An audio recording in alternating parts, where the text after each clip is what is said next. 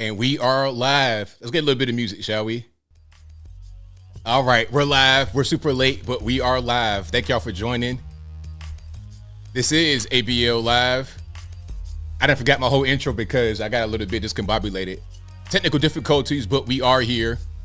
You know what I was doing with the previous one. Matter of fact, I'm gonna do something different. I'm gonna come back so you can see me, so you know what's going on. I couldn't start the other one because I set it on my phone. So I was out somewhere trying to start the stream.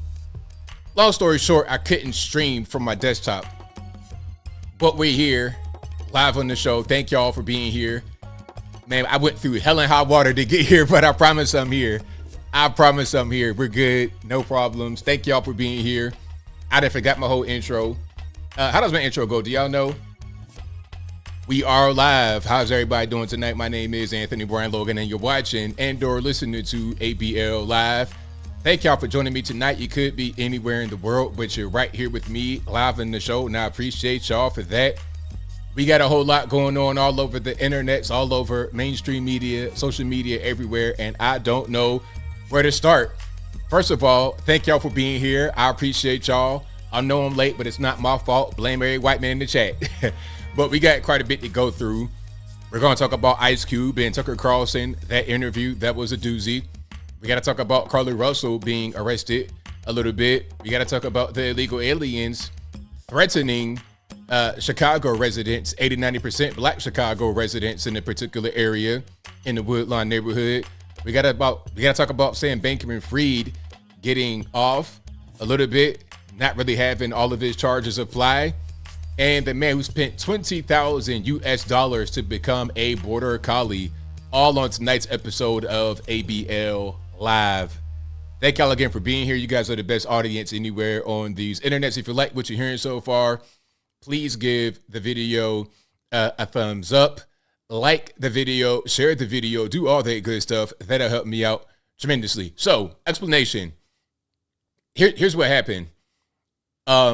Matter of fact, let me go ahead and change out my chat here.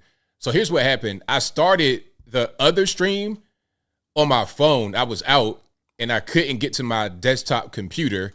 So what happened was I tried to initiate it on my phone. So the plan was, okay, when I come back to the house, I could just pop right into my stream and it'll be smooth, but it wasn't letting me stream from my desktop. It was only trying to let me stream from my phone and I couldn't change it.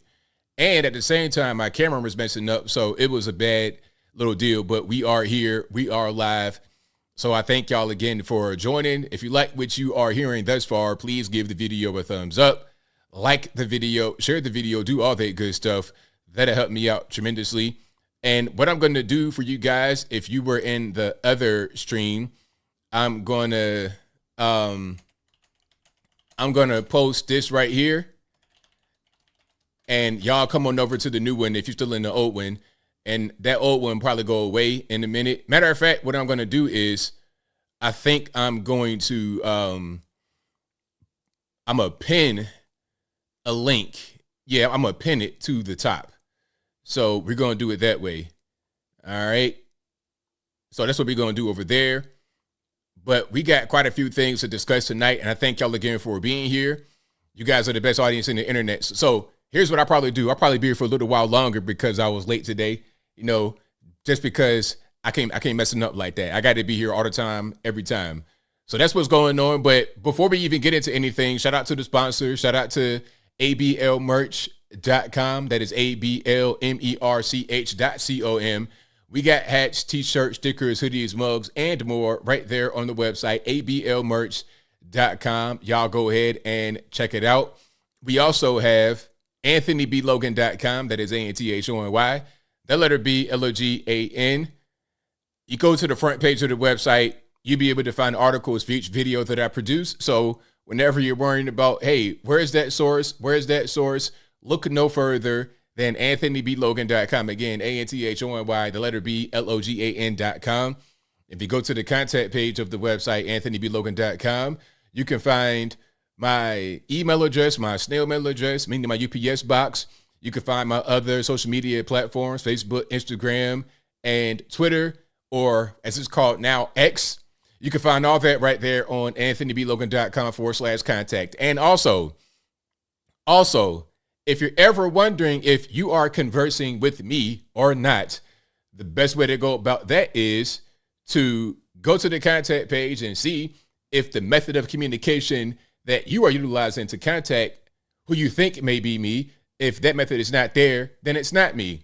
Okay, I always say this every single show, and people still email me, hey man, somebody said that they were you, and they were talking about sending me $5 million in Bitcoin. All I got to do is pay $100,000 and I get the money. Please don't do that. Don't get scammed. Ain't nobody got no time to get catfished in 2023, 2024, or any other time in history. So please, oh, please, oh, please, let's not do that.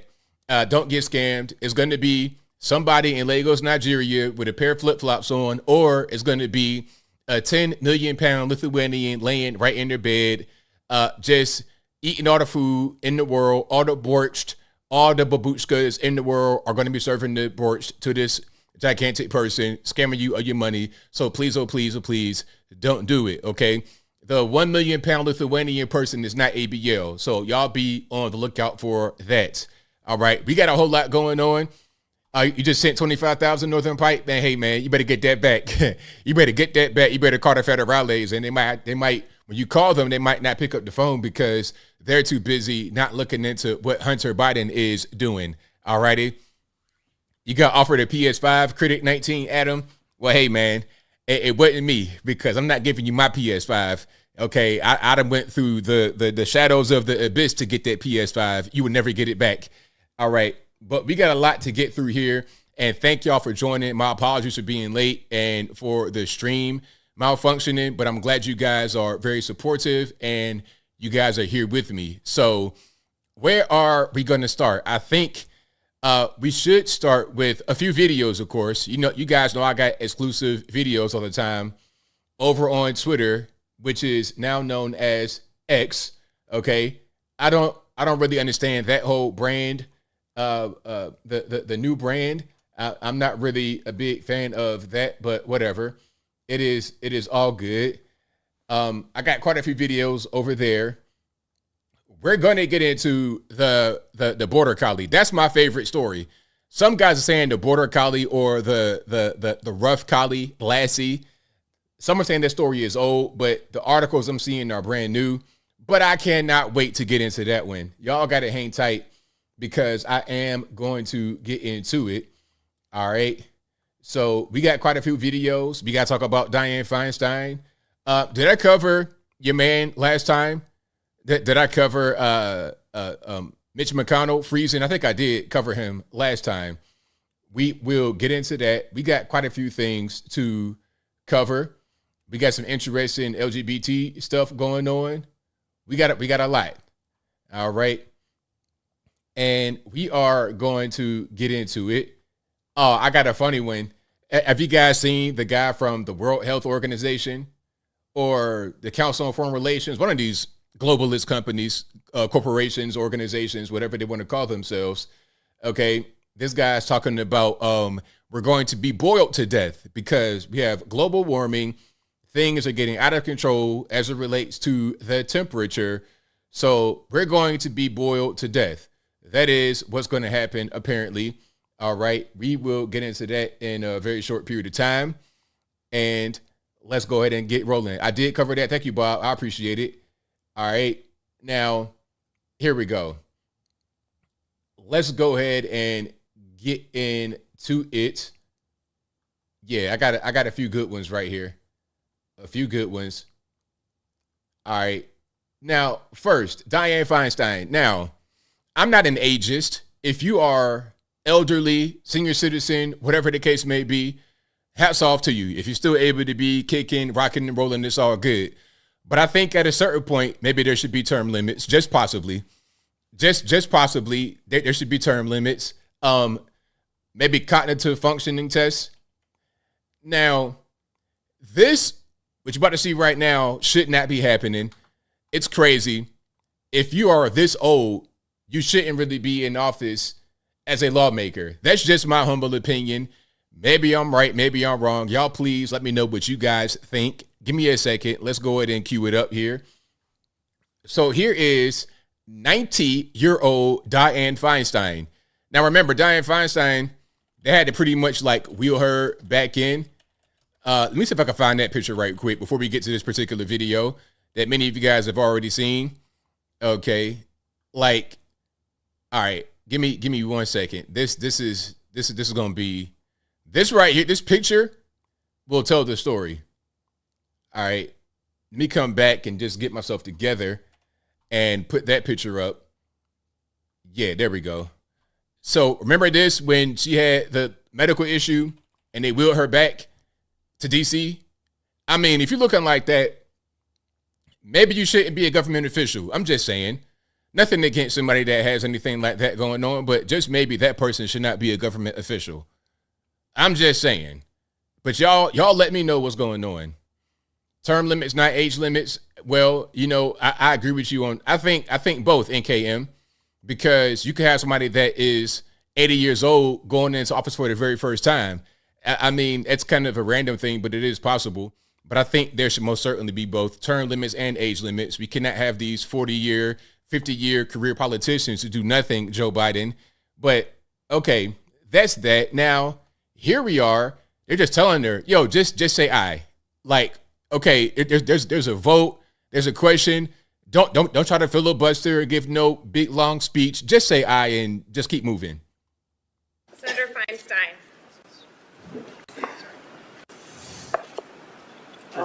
Say aye. Pardon me? Aye. Do you hear this? Somebody is coaching her. Just say aye. Aye. Just say aye, and then that's it. Yeah. To say. I would like to support a yes vote on this. It provides $823 billion. That's an increase of $26 billion for the Department of Defense. And it funds priorities submitted. Yeah, just say aye. Okay, just Great, aye. Oh my goodness, that's crazy. That's crazy. They got them on camera saying that. Like, they're just stopping her speech. Like, look, man, you're doing way too much talking. Like, look, just say aye, all right? I mean, if that's going on, then who do we have in office? Who's there?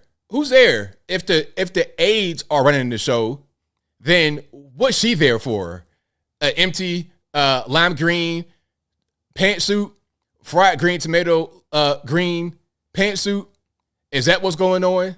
I mean, what's the purpose of having someone in office if they can't actually even lead, if they can't really do anything on their own? This is John Fetterman. John Fetterman is literally brain damaged. Literally. And nothing against him. Nothing against anybody that has a disability or brain damage. But I'm saying maybe being a politician, like, I don't know, a senator, a U.S., like you go to D.C., maybe you shouldn't be making federal policy if you're brain damaged. Maybe you should not make federal policy if you're not cognitive enough to be able to do things like vote on your own. Just maybe. I'm saying maybe that's not for you. Maybe that's not. Biden is another one, of course. Biden, this guy don't know what's going on. This guy's bumbling, fumbling, stumbling, getting assaulted by sandbags and things of that nature. That's all. You know, like, just go back to the house and have a good day. Okay, that's crazy. I'll play that back one more time. You got to see this. They're literally telling her, yo, just say this and shut up. That's crazy. $823 billion. That's an increase of $26 billion for the Department of Defense. And it funds priorities submitted. Yeah, just say aye. Okay, just. I mean, laughing because, you know, that laugh right there? Just. That laugh right there is like, oh, yeah, well, I'm messing up, ain't I? I'm getting a little old, ain't I? Yes, Miss Feinstein, you're getting a little bit old. And it's okay. You know, everybody has to age at a certain point. Nobody can remain 25 years old forever. I understand. I get it, right? But come on, man. This is crazy. A government official, like, let somebody else do that, huh? Let someone else do that. Now, we have more here. Okay, we got some more from the LGBTQ, LMNOP, XYZ community. Now, when we're talking about the whole bathroom issue, shout out to the states that don't allow this kind of nonsense to happen.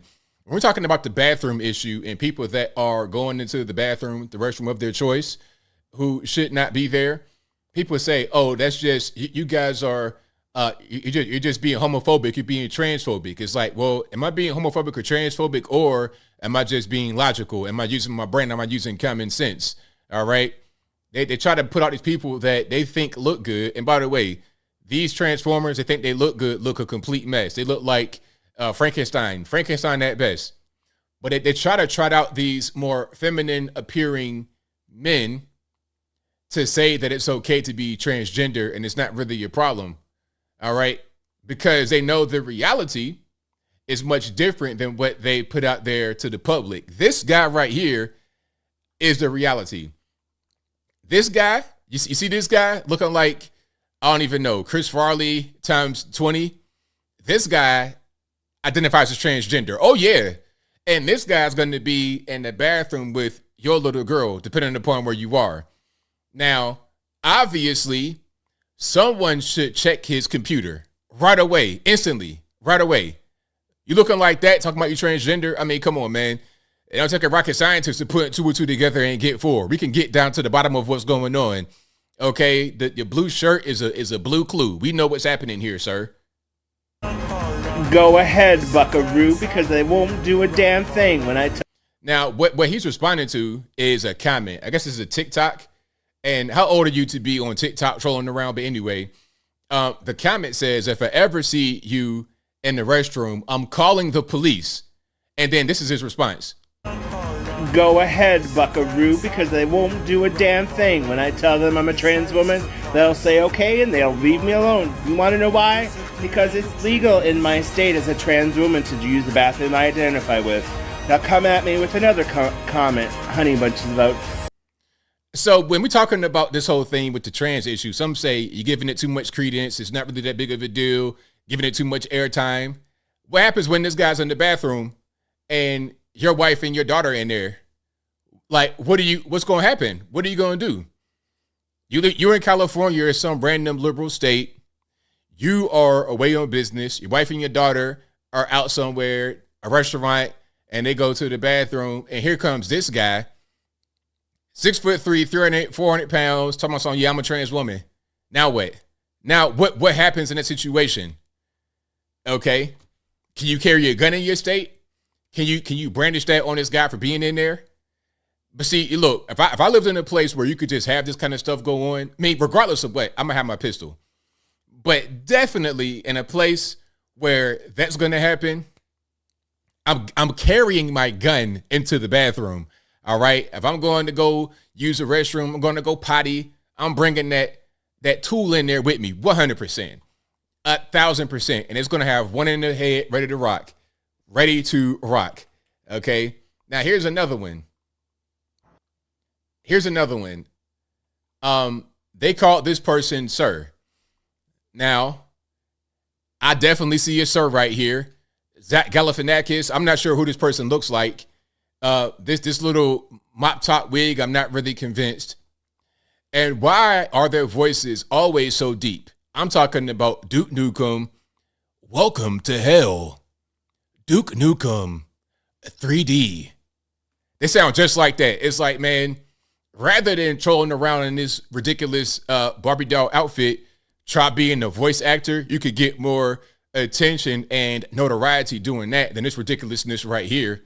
They got these deep baritone voices. We'll get more into that a little bit later as the show progresses. I am not, sir.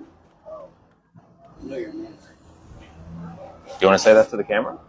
So someone called this person sir, and then the person in their regular dude voice says, I'm not sir. I am not a sir. And then the person was like, you know you're a man, right? And then the guy was like, you want to say that on camera? So now you're trying to, expose a person and get them in trouble because they use a different kind of pronoun, right? Hundreds and hundreds of people watching you? Me right now? Yeah, go ahead. Oh, no. No, go ahead. You just called me a man. Don't be a coward. Don't be a coward. Yeah, you're a coward. Come on over. Say what you got to say to me. Oh, you don't want to call me a man to my face? Come on over. What do you got to say? What do you got to say about transgender people? I didn't know you were trans. Yeah, go ahead. You didn't know you was trans. Go ahead. I did not know this man was trans. That's a shout out to these guys right here. Shout out to the young guys. Hey, a lot of your Gen Z young people, they don't care, man. It's like, yo, yeah, I didn't know you were trans. I didn't know this man was trans. Hilarious. Wait, what do you go by? What do you go by? Does it matter? It does, because I'm out. Look, you just told him that you're not, sir. You got mad at the whole misgendering thing. Then when he says, hey, what do I call you? It don't matter. If it don't matter, then I'm gonna just say, sir, if it don't matter. Let's not play games here, sir. I'm asking you. Say what you gotta say. There's a lot of people watching. The real question is, it doesn't matter if you're transgender or not. Are you with that? Are you with the people that march and be like, we're coming for your kids? That's where it's bad. That's when it gets bad. Yes, sir. Shout out to you, young man. Shout out to you. Oh, niggas need to stay up. What's your name? Me? K. K? K. K-A-Y? K-A-Y. Okay, and what's your name? I don't have to give you any of my information. You certainly don't. Smart man. Don't say nothing. What's my name? I don't know. Where you live? I don't know. How old are you? I don't know. Great question, sir. What's My your name? name's JJ, and is y'all thing a cult? It's like LGBTTL a cult or something? Is it a cult? Yes, it is.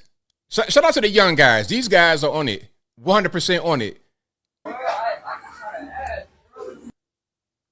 And now you're going to go tell. They always tell. That's it. That's the number one thing they do is tell. Right away. I got another video of a guy telling. It wasn't no elemental P, X, Y, and Z-er. But the number one thing that these people do is tell. Right away. Can I ask why you didn't step in?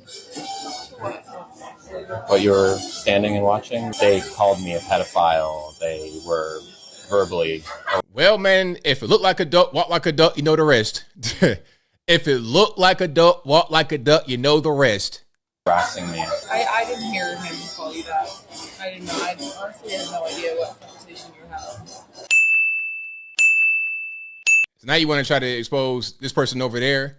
It's like, look, man, that big blocky jaw, don't nobody have your, and don't nobody got your back, man. And nobody, like, regular people are tired of this stuff. They are completely tired of it. I have another video, not no LGBTQ, elemental P, X, Y, Z, ABCT one, you know, not that, but it's something along those same lines. One of those public situations. I think the guy was asking, yo, what are your pronouns? What do you go by?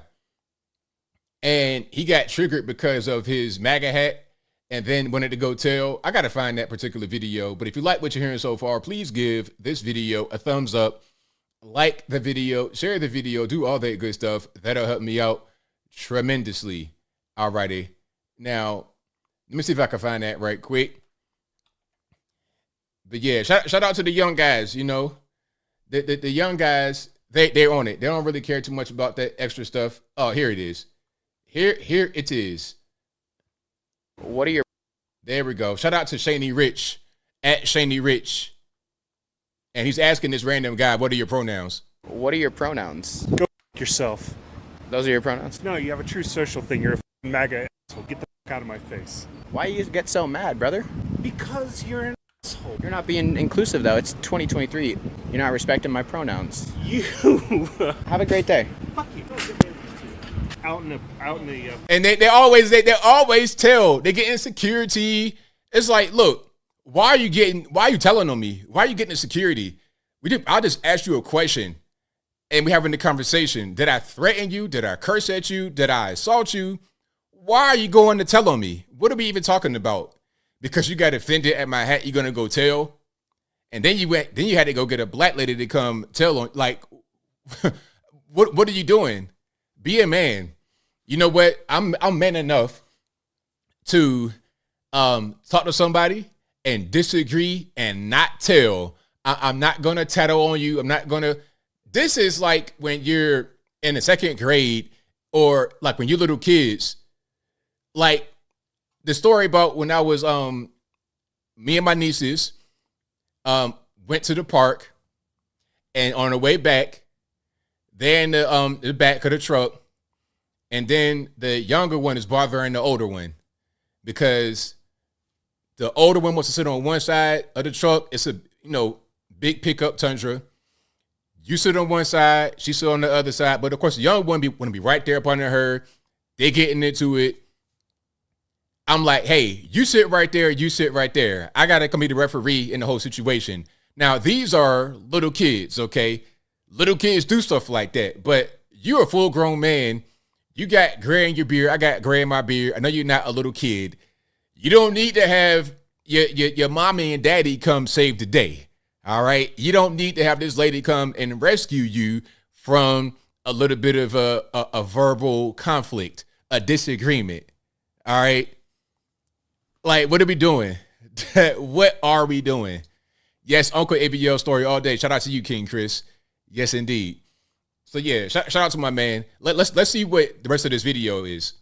Private property. What do you say? Filming people on private property. Oh no, that's not. He identifies as a camera. His pronouns are camera. It's funny because it's always the white liberals that get so triggered. Yes, they always get super triggered. The white liberal, the white liberal, the people that bring race into it. Don't misunderstand what I'm saying. The ones that bring race into it and talk about you're racist, you're racist, you're racist.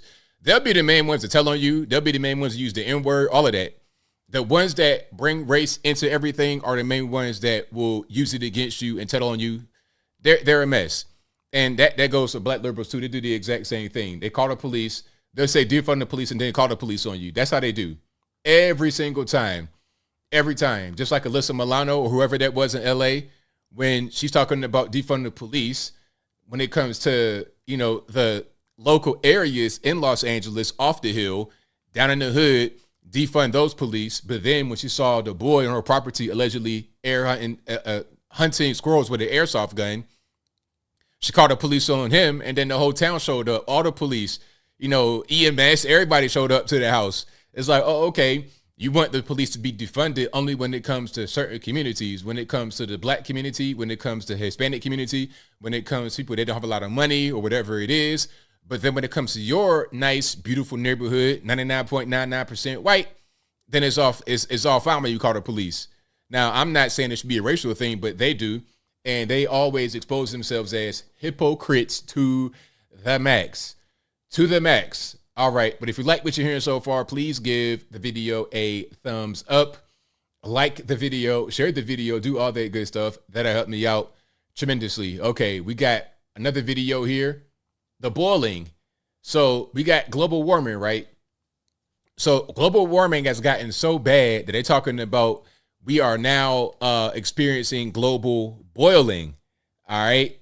Now let's go ahead and get into it here. Throw it on the screen and then let's keep on rocking and rolling. Shout out to this guy. And then the caption, and shout out to Sarah Gonzalez for posting this. She says, RIP everyone. We're about to be boiled to death. Let's check it out. And for scientists, it is unequivocal. Humans are to blame. All this is entirely consistent with predictions and repeated warnings. The only surprise is the speed of the change. Climate change is here, it is terrifying, and it is just the beginning. The era of global warming has ended, the era of global boiling has arrived. Global boiling. What would they think of next? First, it was global cooling. Remember that in the 70s for you guys that were around, and for those like me were not around but you read about it? They were trying to nuke the polar ice caps. They were trying to nuke them to loosen up the ice up there because they said it was too cold. That was their plan back then. Then they said it's global warming. Then it was about the ozone layer. Remember that in the 90s? Remember Al Gore when he was young and spry, 41 years old, talking about, hey, we got this big hole in the ozone layer and we got to patch that up. Remember they were talking about using spray. They were trying to say, hey, if you're using spray paint and you're creating graffiti in New York, that's causing the ozone layer to deplete. Remember that? I remember that very well in school. The ozone layer was a big thing. Then it became some of the propaganda. Although it was a good cartoon, Captain Planet, Earth, Wind, Fire. And then you see the cartoon at the end of it. It's this big preachy message. Remember, kids, clear after yourself. Don't do any littering and love the planet. Remember that in school you would see that cartoon on the morning news or whatever. Anyway, I digress. The point is, it went from global cooling to global warming to climate change. Now we've gone back to global warming. Now we've gone past all that. We're into global boiling. Jim Adams says, come on, man, air frying. Hey, that's going to be next. That's going to be next. Global air frying. The air is unbreathable, the heat is unbearable, and the level of fossil fuel profits and climate inaction is unacceptable. Leaders must lead. So there you have it. Look, there's no more global warming. We're past global warming. We are into global boiling. Global boiling is a brand new thing. All right. Let me see if I can find the Captain Planet. Wait, hold on. Okay, so this episode of Captain Planet, I'm gonna play a little bit of it. Captain Planet defeated pollution. he defeated pollution. For you guys who are a little bit younger, this is gonna be brand new to you. If you are not familiar with some of the retro TV, that's crazy to say retro TV, but hey man, life is short. It is what it is. Let's check it out. Captain Planet defeats pollution.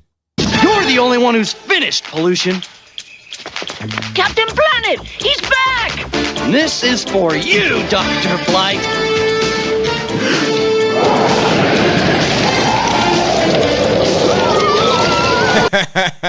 Man, these cartoons were so crazy back then. You are full of hot air, Planet. So I guess this is like the Captain Planet version of Bizarro from Superman. So he was like Captain Planet, but the opposite of Captain Planet. So you see all the dirt and stuff on him.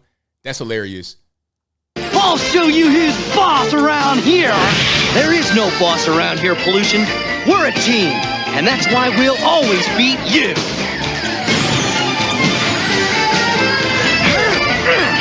I know what you need, Pollution, and I'm just the guy to give it to you. What are you talking about, fool? The pure elements of the earth. I'm gonna give you a taste of every single one.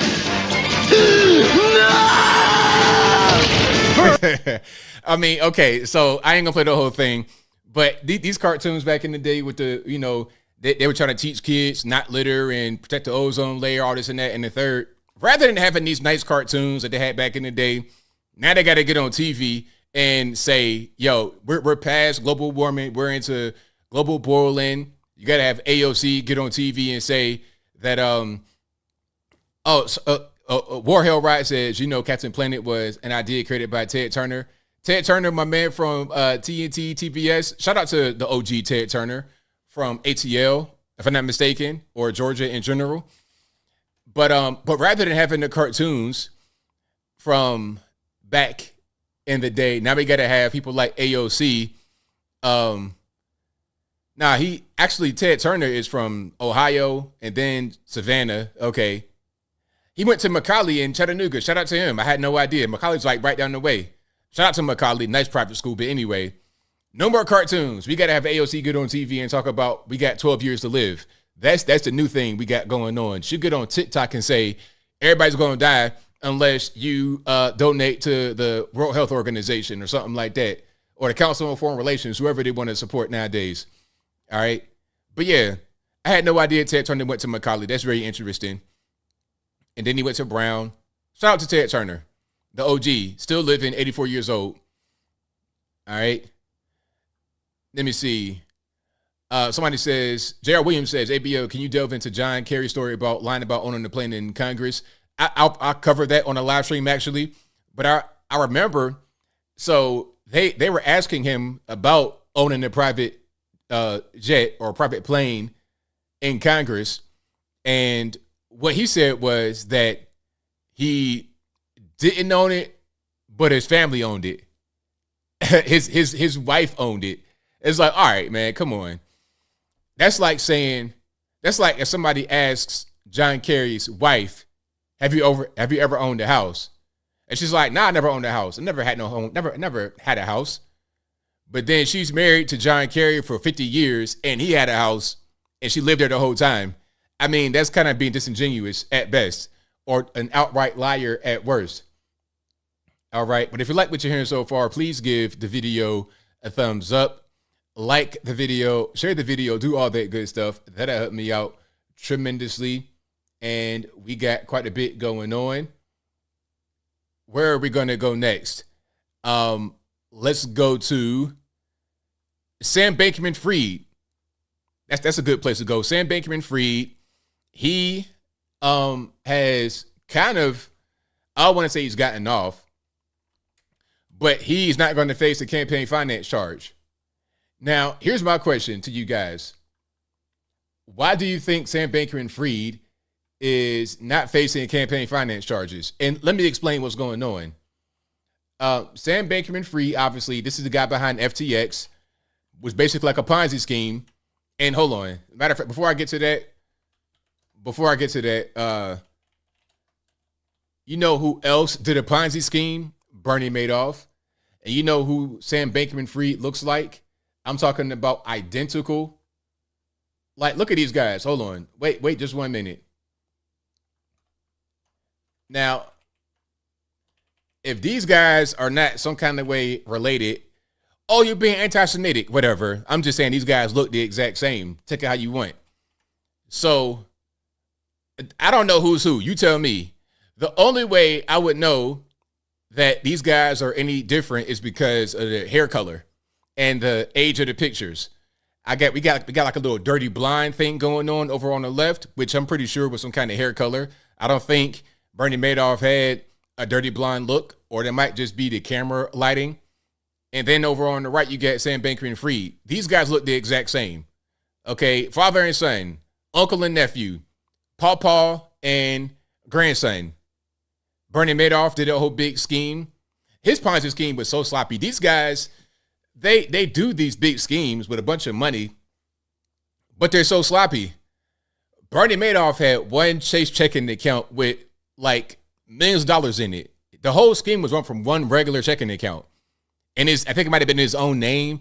I might not even been in an LLC name. I don't even know. But anyway, and then Sam Bankman-Fried, SBF, was taking money out and going on vacations, buying real estate, sending money to his ex-girlfriend, all kind of stuff. Having the girlfriend run the hedge fund. I mean, it was a mess, but I digress. The point is that Sam Bankman-Fried has gotten off of one charge, but he still faces many others. Okay, hey, I'm not going to say that. I'm not going to say that, Kanye. I'm not going to say nothing about that because I don't do that. But anyway, so you see what's going on here. Prosecutors dropped campaign finance charge against Sam Bankman-Fried. Mr. Bankman-Fried's legal team had argued that the United States mishandled the process of extraditing him from the Bahamas, which is totally bogus. Whatever the U.S. says as far as extradition, they're going to do in the Bahamas. Bahamas is not a country that can afford to negotiate with the U.S. when it comes to things like this. If they want this guy, they're going to get him. And whatever kind of conditions they want, they're going to get. That's just the reality of the situation. Okay, we can impose sanctions on countries like Russia and it really affect them, and they got to find ways around it. If we can do that, then why can't we get this one goober from the Bahamas without any kind of restrictions? I call BS on the whole thing about, oh, well, they couldn't get him from the Bahamas, right? That's why they got to drop the charge. Come on, whatever. So that's your man right there. Now, let me explain what's going on with Sam Bankman-Fried. Sam Bankman-Fried, of course, he did the FTX Ponzi scheme where people would invest into this as a fund, and the purpose was for people to invest their money regularly, and it would get put into cryptocurrency, and I guess you make a profit off of it. I don't know. Bottom line, you invest your regular US dollars, they invested into crypto, and it's like magic. It works. They had a lot of celebrity people that endorsed it, Steph Curry and many others. I think Tom Brady might have been involved. If I'm wrong, let me know. I think Tom Brady and Giselle had a big piece of the money in it, and magically, a little while later, they get divorced. But anyway, I digress. Point is that it was a big thing, but it wound up going kaput. It wound up going bust because he was just taking the money and doing whatever, not really investing properly. It was a whole big mess. Now he's facing fraud charges for taking the money and misappropriating it. And he's still going to face trial for that, I would suppose. But there was also a campaign finance violation because he took at least 90 million US dollars from depositors' money in FTX and gave it to at least 300 politicians. Now, there was a list of politicians and political action groups that he gave to. 98% of them were Democrats. So, you know, I can sit here and tell you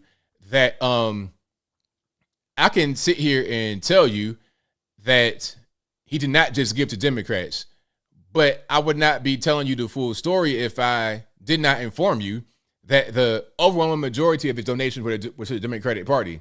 So who do we have in power right now? Joe Biden, Democratic Party.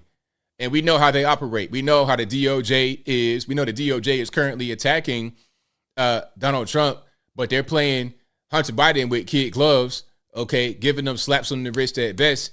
Hunter's plea deal fell through, but he still won't get a lot of time if he goes to jail at all, okay? You are lying on your background check for your pistol. You are smoking crack, all kind of crazy stuff, using your gun while you smoke crack, throwing the gun off in the dumpster in Wilmington, Delaware, all of which is illegal. Lying on the background check by itself is 10 years in the penitentiary max, just for lying on the background check because of the Brady Act from 1993, which his father, Joe Biden, was a spearhead behind. Joe Biden brags about the Brady Act, 1994 crime bill, and 1994 assault weapons ban. But the very things that he champions getting behind and getting tough on, like, I don't know, people that smoke crack and use crack like Hunter Biden, kid gloves, gun control, kid gloves. You or I, look, in Virginia, I don't know about the rest of the country, but in Virginia, you get caught with an illegal weapon, that's a 5-year mandatory minimum, off rip. 5-year mandatory minimum, illegal weapon.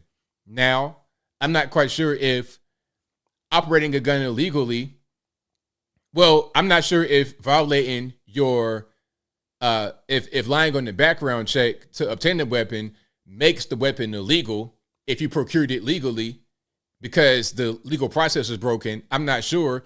But if it does, 5 years off top. If it doesn't, you still face 10 for lying.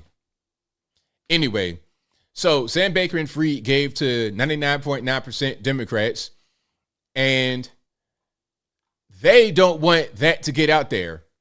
It's out there, but they don't want any kind of discovery. They don't want any kind of legal they don't want that to interfere. Hold on. Here's a list, actually. Let me see if I can show this list right here. It's going to be, it's really, you can't really read it because there's so many things on it. Let me see if I can just zoom in a little bit and do it that way. Okay, matter of fact, this is perfect. All right, I'm gonna show you this, and then we're gonna zoom in a tad. And if you like what you're hearing so far, please give the video a thumbs up, like the video, share the video, do all that good stuff. Now, the best way to look at it is just from the colors because it's kind of hard to read. Now, obviously, when we're talking about political stuff, you can just look at it, blue and red, blue Democrats, red Republicans, and look at all the blue. I can read some of these. Protect Our Future PAC, House Majority PAC, FF PAC. There's one red one that says America United. Another one is in purple. I'm not sure what that is. GMI PAC. But then there's more. DNC Services, Democratic Grassroots Victory Fund, Vote Tripling PAC, Opportunity for Tomorrow, DCC, DMPI. But look at all the blue, and then look at the sprinkling of red. Look at all this. That is who Sam Bankman-Fried donated to, and the length of the bar denotes the amount of money he gave. All right. So I think the one on top, this graph right here, this is in the millions. Okay, the graph is in the millions. So it goes from 0 to 6. This one right here in the middle with the big bars. So the House Majority PAC got close to $6 million from Sam Bankman-Fried, FF PAC about $5 million, and so on. Protect Our Future PAC, this is a separate graph on itself. They got over $25 million from Sam Bankman-Fried. Now, this is how I know you can purchase politicians. This is how I know. All right. The one down here is a little bit lower. It's like thousands of dollars. The Biden Victory Fund got a bunch of money, and they got about $50,000. But there's so many of these. Gillibrand, Bill Cassidy, Tennessee Democratic Party, South Carolina. If you give money to all these people, mostly 90%, 95% Democrats, it behooves them to not charge you with campaign finance violations because it's going to expose them. So why would they want that information out there? Of course they don't want that out there. So what they're going to do is drop that charge. Then they're going to say, oh, well, it's because the Bahamas, they didn't really extradite them properly. Cut the nonsense. Please stop. Let's stop playing games. Let's not even do that. Don't nobody got time for these lies. Don't nobody got time for these lies. I'm not trying to hear it. We really don't. Okay? It's just that simple. And somebody said that right there. $20K for a senator? Yep. You already know what it is. You already know what it is. All right? That's all that's going on. That's all that's going on. They're purchased. And I think somebody said that before, that it doesn't take much to buy a senator. I forget who, it might have been Andrew Tate or somebody. I'm not sure who that was, but somebody said it does not take much to buy a senator. And they were right, because these senators, I mean, a lot of them they don't really care. Some would say that 10 grand, 20 grand is not a lot of money. If you make, 200 grand or whatever as a U.S. senator, or whatever their base salary is. But you got to understand, they probably get hit all the time with these requests, and it adds up. They might get 20 requests to do certain things to work in their favor, and just add it up. Okay, you get 10 grand, 20 grand, 20 times, plus trips and all kind of stuff. You're liable to do what people are telling you to do. And it just is what it is. So now Sam Bankman-Fried got off on that. And if you're connected well enough, Joe Biden, you can smoke crack. You can have an illegal weapon. You can smoke crack while brandishing your gun on camera. You could do all of that and not go to jail. But if you're Donald Trump and you're an outsider and you got documents in your house, you might go to jail for that. You're going to get harassed for that.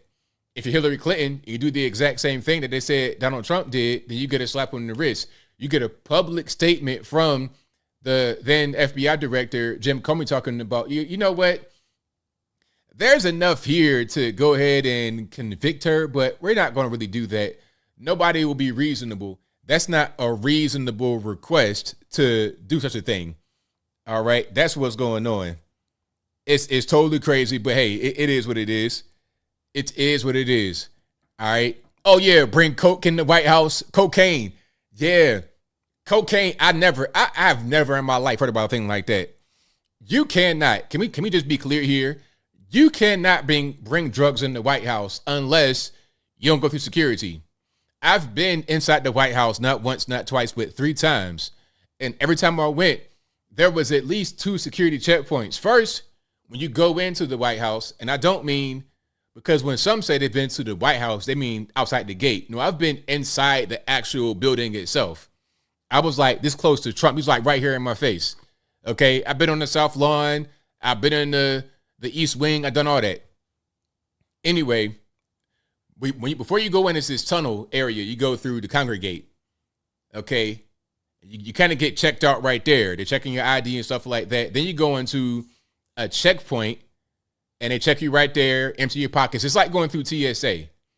Then you have another checkpoint before you get to the actual building. It's the tunnel, 1 checkpoint, 2 checkpoints. Then you're able to go into the actual White House. If you pass all that with coke, obviously the security not doing their job. Look, man, they have a cornucopia, a plethora, myriad ways to see what you got going on in your pockets. All kind of crazy technology. They could see a millimeter of light. I mean, they could do all kind of stuff. They can take a picture of you from the sky. that's crystal clear, which is why I'm always like, okay, why are we getting this Bigfoot footage of a bank robber when we know full well that they can see much clearer? They can allegedly see galaxies a trillion light years away, and it's beautiful pictures, but you robbing the bank, they can't see your face. I mean, come on, let's stop playing games. Just like when the submarine, they said it vanished, but then they came back and said, oh yeah, we knew it was imploded on the day of. We knew that it imploded on Sunday because we heard it. We got this top secret technology, and we heard the thing explode on Sunday. We wanted to confirm it first. It's like, you want to tell us that? They were talking about, well, you have more oxygen. You got about 4 days of oxygen. Maybe we're going to find them. Maybe the captain is making some banging noises, trying to send a signal, trying to do Morse code underwater. I was like, for real, the whole time you knew that the submarine blew up. Anyway, I'm getting triggered, so I digress. Now, somebody said, why did Trump get in ABL's face? Come on. I'm just saying I was close to him. He was not like right in my face, like getting ready to, you know what I mean, put his nose on my forehead. I'm just saying I was very close. I'm exaggerating. Can I give a little bit of artistic license, perhaps? But if you like what you're hearing so far, please give the video a thumbs up, like the video, share the video, do all that good stuff. That'll help me out tremendously. All right. We got more videos to get through. We got these illegal aliens in Chicago doing whatever they want to do. I've covered that before on the channel, where they went to this former elementary school and people did not like it. They didn't like the fact that they went to the elementary school and were setting up shop there. They were not fans of it. The community had a few things to say about that. And the biggest thing back then was that they gave these illegal aliens $102 million. You see, there was a city council meeting for funding, $51 million of funding. The funding was for the second half of the funding for 1 month. They gave illegal aliens $102 million US. It's like, what in the world is going on here? What's happening? Crazy, crazy. And of course, people didn't like that. It's like, wait a minute, we got people here that need that money. What about me? Am I going to get helped? No, you're not going to get helped. No, you're not going to get helped. They're going to help the illegal aliens. That's just what it is. Now, I'm going to play that news clip for you guys right quick in case you have not seen it. And thank y'all for being here. If you like what you're hearing so far, please give the video a thumbs up. Like the video, share the video, do all that good stuff. And also, we're almost at 1 million subscribers. Thank y'all for supporting, for sharing, subscribing, whatever you do. Bottom of my heart, I thank you. We're almost at 1 million. All right. Sometimes YouTube likes to let me grow my subs. Sometimes they don't. But I couldn't do it without you either way. So I thank y'all. And we're going to get there. And that's just the first milestone. We're going to get to 2 million, 3 million, 10 million. And we're going to keep on going. And I'm going to do the Uncle ABL channel. So y'all hang tight. I did not forget about that. And we're going to grow that one brick by brick. Shout out to the guy from Snowball. I built this brick by brick. Anyway, let's keep on going here. Now, here's a news story from out there in Chicago about these illegal aliens, asylum seekers, migrants, whatever you want to call them, disrespecting the people that live there. And this area is 80% black. So when the left talks about, oh, we love the black people, we love the black community, all this, that, and the third, do you really? If you do, I can't tell. Because if you do, why do we have this thing going on right here? Like, what's really going on? All right. Let's go ahead and keep on rocking and rolling. And thank you, Jagular, really. You embellish all you like. I appreciate you, sir. Thank you. Let's watch this right here. Frustration, anger, and confrontations all on display as neighbors in Woodlawn gather to talk about what they call big problems at a nearby migrant shelter. New at 10, CBS 2 political investigator Dana Kozlov takes us through what happened. Let them talk so they have a voice. A call for order during a heated meeting at Woodlawn's Apostolic Church of God. Who's helping me? Nobody. Ain't nobody helping you. And you know what? Like I said in my video, if you are a resident of this area, you're a tax-paying citizen, you should get help over the illegal aliens. They should not give the illegal aliens $100 million and totally neglect you as part of the community. You see? But here's the thing. Here's $1 million question.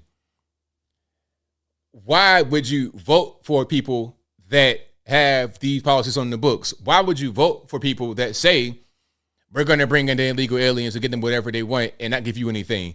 Because that's what they ran on. They ran on that. Your Joe Biden ran on that. Okay, your new mayor, Brandon Johnson, these guys, they run on that type of stuff. So there's got to be a lesson to you to not do that anymore. Don't do that anymore, because you keep voting for these guys, you're going to get the same kind of, you're going to get this happen again. You see, there's no migrant crisis where I live. We don't have that kind of thing here. But you have it in Chicago, you got it in New York, you got it in other parts of the country where they have these kind of policies on the books. The focus, this migrant shelter in the old Wadsworth Elementary School. I would ask you all to go out there at night, in the middle of the night, and see what goes on. What's going on, according to community members, is loitering, late-night partying, littering, prostitution, and at least one fight between migrants and residents. Well, I thought migrants were just this kind and hardworking people and didn't do anything wrong, and they go to church every day with the mama, and I thought that's what they were, right? That's what I was told. I was told that they cause no problems, and if we're worried about them bringing crime, and then we're racist. When Trump said they're not sending their best, when he said that he was a racist for saying that, I thought that's what is going on. But now people are saying it's something different. People that actually live in the community, that experience them, they say something different. Very interesting. It got a little heated. Objects got thrown. But many of these residents say they no longer have any tolerance for the disruptive behavior by those seeking asylum here. It's making them feel unsafe. You got elderly people, grandmas, 70-something years walking with a cane, and they got to be worried about these illegal aliens trying to assault them. That's ridiculous.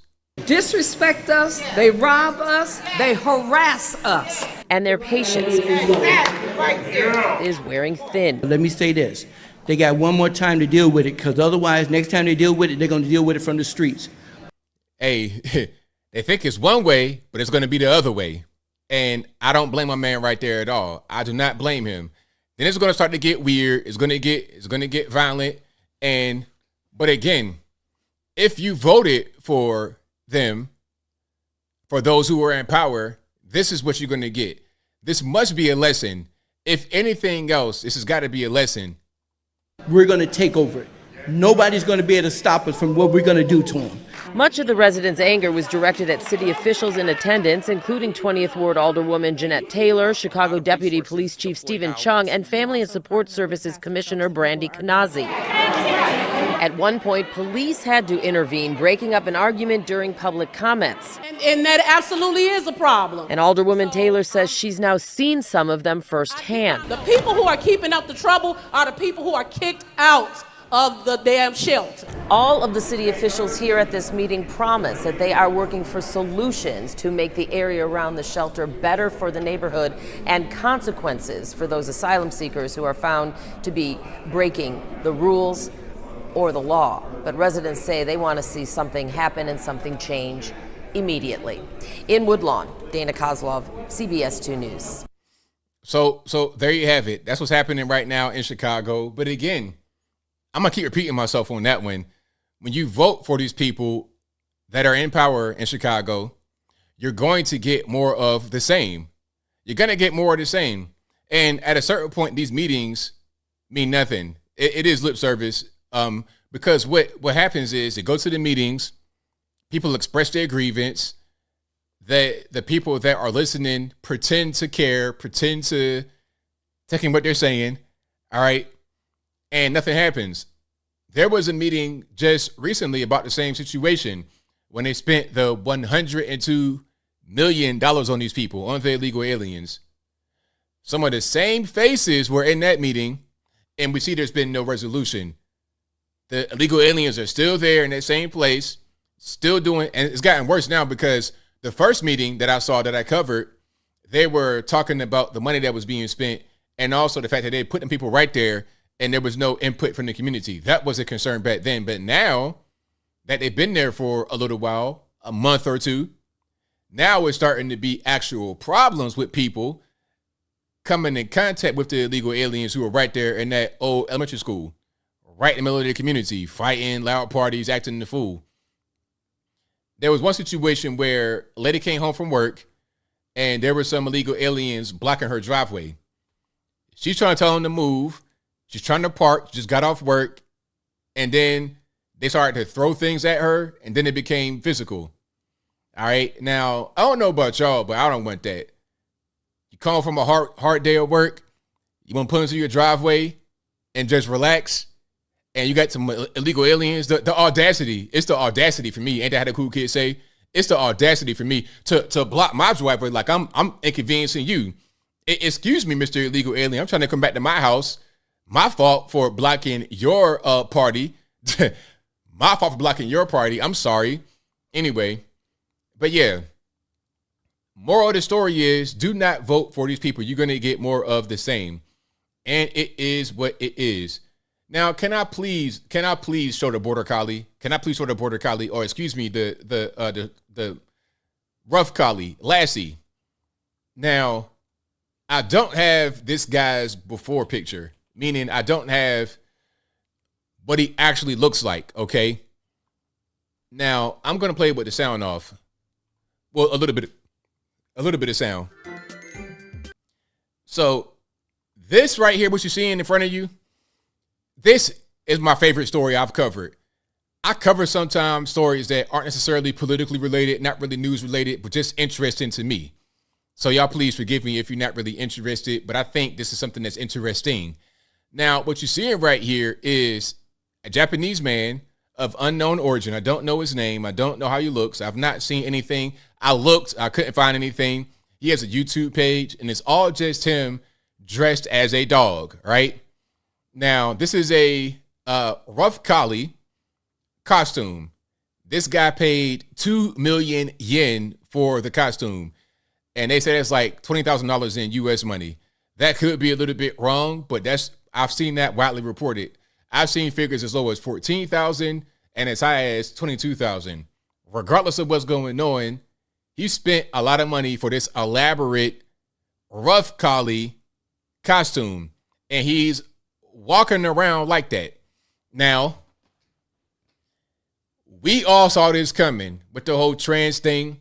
If you can identify as a different gender and we got to take that seriously, then why not identify as a different species? Why not? Why can't I identify as Toucan Sam from the Fruit Loops box? Why can't I? Yeah, I'm 6'3" and I weigh a lot, but so what? I identify as a bird less than 1 foot tall. So what? I identify as one of them birds they put on your head for the zoo pictures. That's who I identify as. And if you cannot carry my 220-pound weight on your head, that means you're a bigot.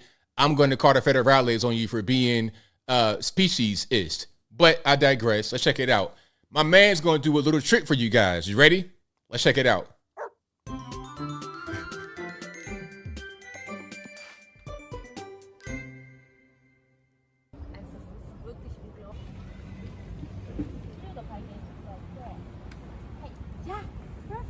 Yo, his back has got to be killing him. Because, okay, here's my thing. How are your legs positioned?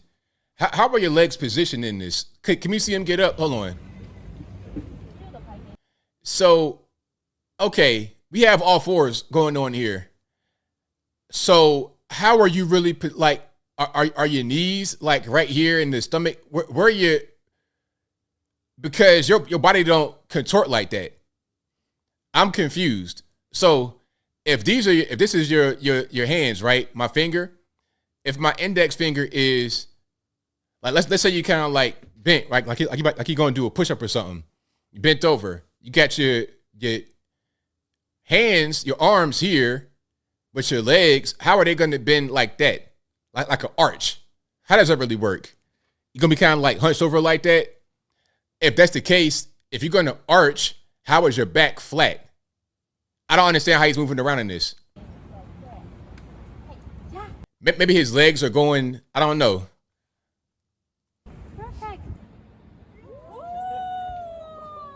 Making the noises. Lady, stop.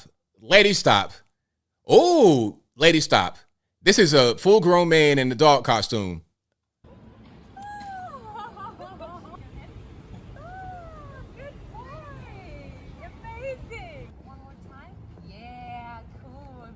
But wait a minute. If his knees are the back feet, then I'm still confused.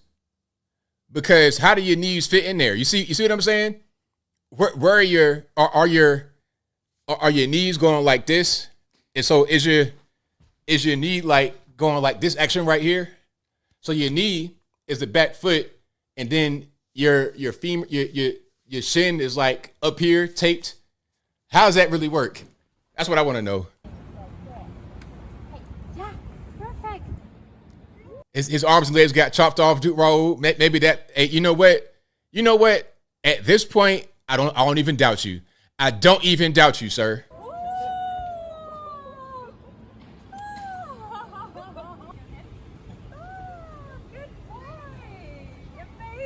Yo, got a question. What if this man, like, let's say you in the park, right, minding your business, like people in the back minding their business. Let's say this man walked up on you and let that hind leg up. Let that hind leg up and is getting ready to let it rip. What are you going to do? You know what? Man, look, we're going to fight, man, because at the end of the day, now you're doing something to me that you shouldn't be doing. This is indecent exposure. Nah, we're going to fight right here, sir. Don't put your hind leg up on me. You're not a dog. You are a man. All right? If a regular dog did that, I'm going to just politely move out the way, and go about my business. But you do that as a man. See, now we got a battle. One more time.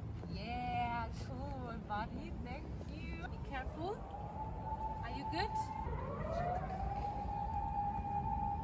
I'm very confused. I think I don't know what's happening. Oh, there's another little doggy. Somebody say he's a midget. He might be. But still, you still got limbs. And look, the dog does not like him too much. So the dog right here was trying to check him out. Dog was like, look, man, I smell top ramen, miso soup, sushi. I don't smell regular dog food. I don't smell regular dog smells, okay? I smell this guy's Old Spice, cologne. Look, I do not smell a dog. I'm freaking out. I'm going over there.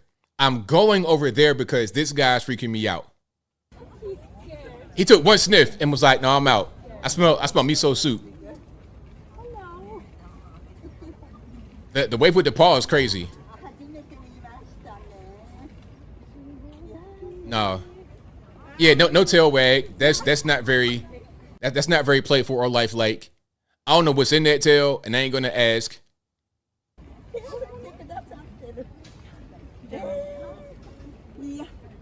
Yeah.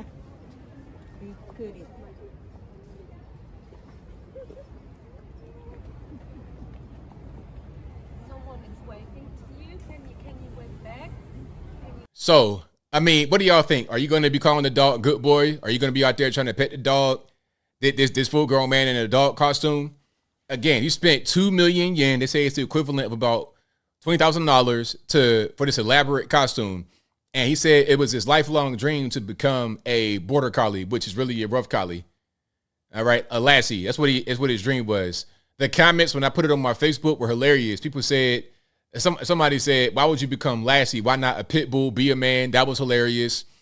There were quite a few other ones. Some say he's going to get his hind parts tore off by a real dog. Because what happens in that situation where a dog is like, all right, I don't smell dog here. I'm smelling shrimp tempura. I don't smell dog. So what I'm going to do right now is bite your hind parts, clean, smooth off. In that situation, what happens? What's going to be the result? What is, like, if you're in that position, in that kind of dog outfit, how do you execute evasive maneuvers? How do you run? Do you just pop out of your costume? Do you have constraints? Like, what's really going on? I don't really know. But I digress. And you know what? I can't speak too badly about Japan and what they got going on because Do you remember this? Hold on. Do you remember this? All right. Remember this picture right here? Oh, yeah. This is an article from December of last year. Army investigating soldiers who posed in dog bondage masks. So this is a dog mask, a little bit less, how can I say, a little bit less realistic than the rough collie, than Lassie. But this is more inappropriate. Okay, this right here is some freak stuff going on. And he has on his military outfit. Okay, these are soldiers wearing dog masks. And there was a few of those. Here's another one right here. Okay, these guys are in the military uniforms. Now, military guys, please help me. Are these really medals? Are these actual uniforms? Or am I seeing somebody doing some stolen valor, cosplay type stuff? Y'all, please, please, please, please help me out in the box. But yeah, that's going on. That happened. So we got a problem.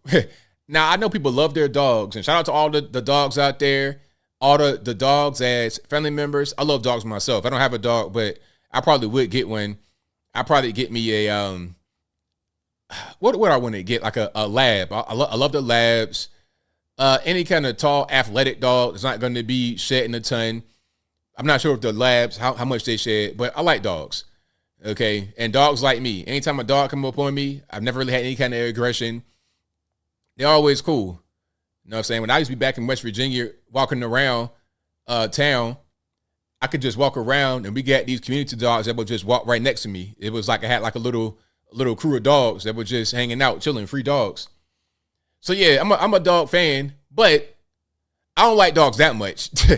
I don't like dogs that much to where I'm going to try to become one or put on a dog bondage mask when I'm in the military with my medals. All right. So y'all please let me know. Gregory says uniform appears legit. Well, that's there we go.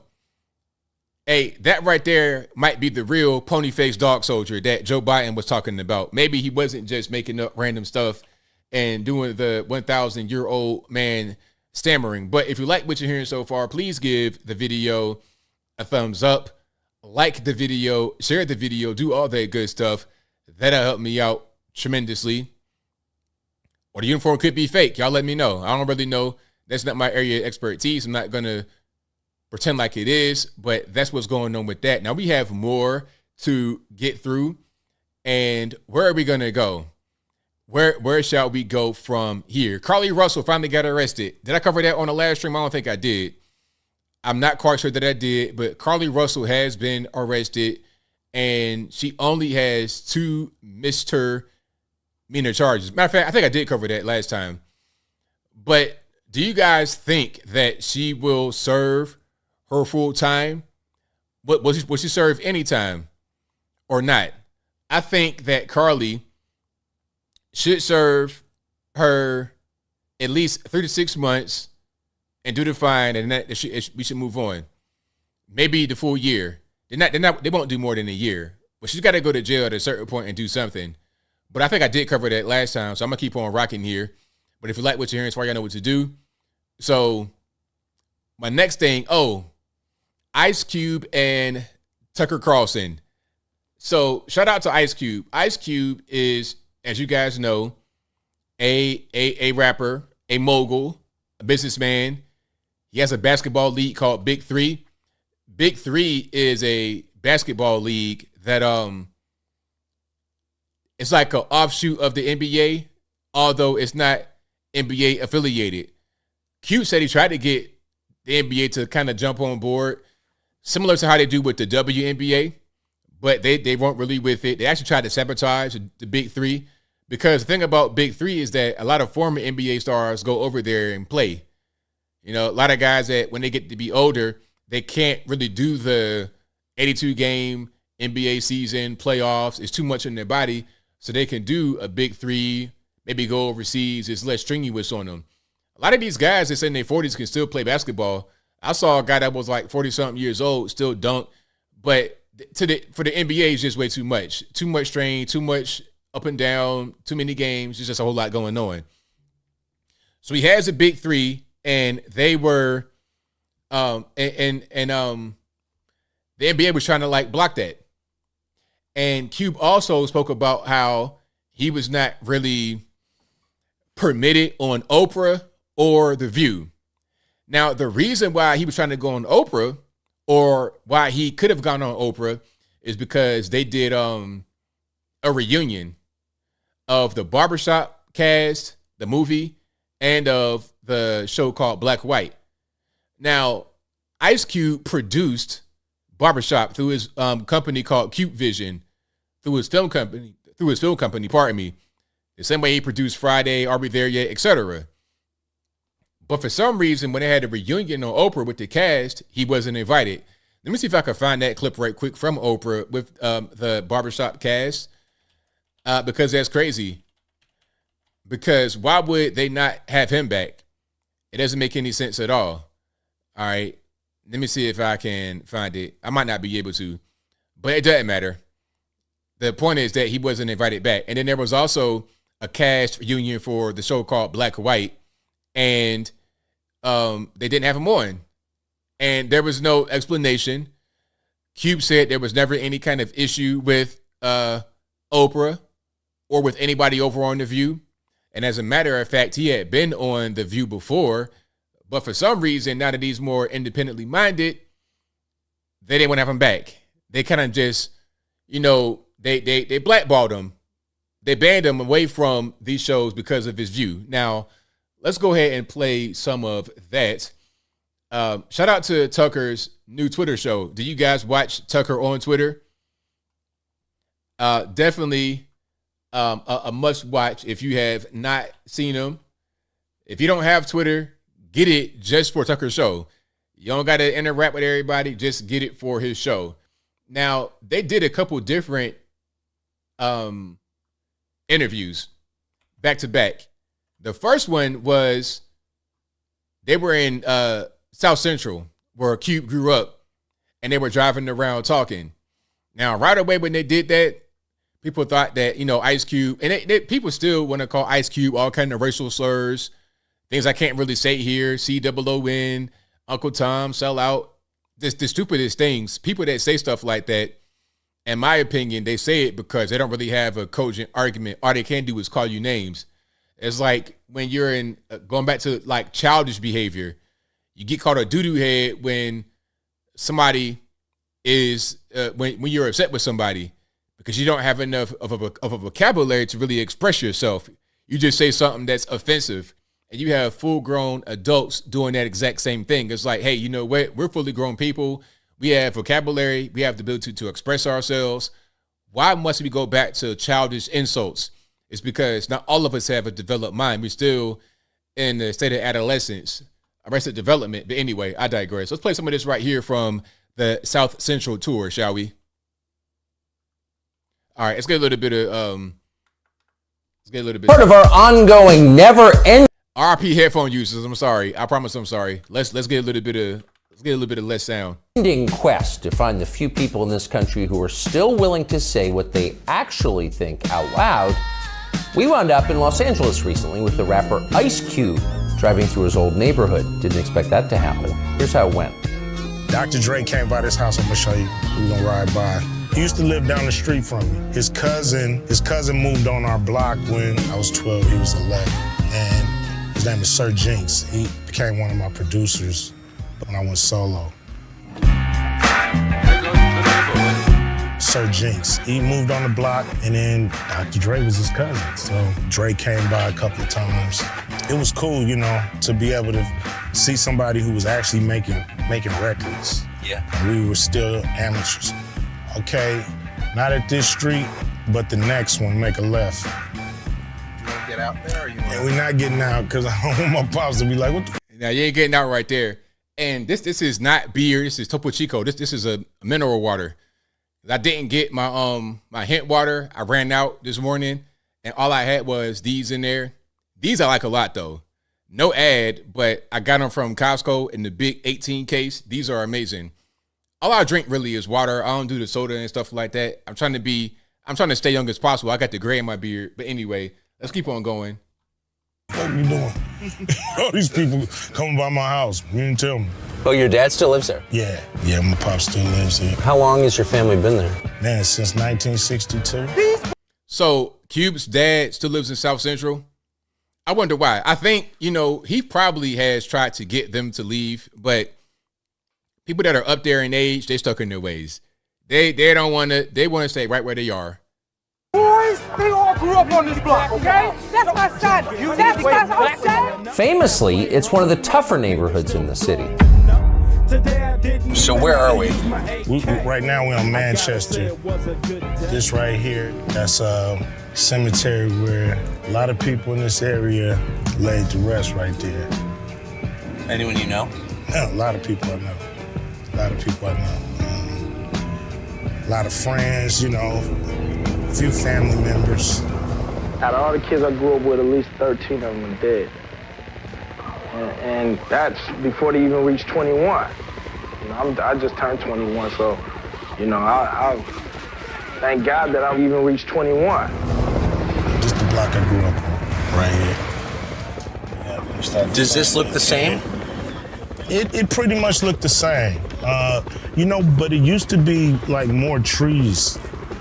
Like every house had a tree in front of it, and at some point the city started cutting the trees out. They said that the helicopters couldn't see people, so they started. What, the police helicopters? Yeah, so they start cutting the trees out. 3 decades and billions of dollars later, it's still a tough place. How do you think politicians in Los Angeles have done running the city?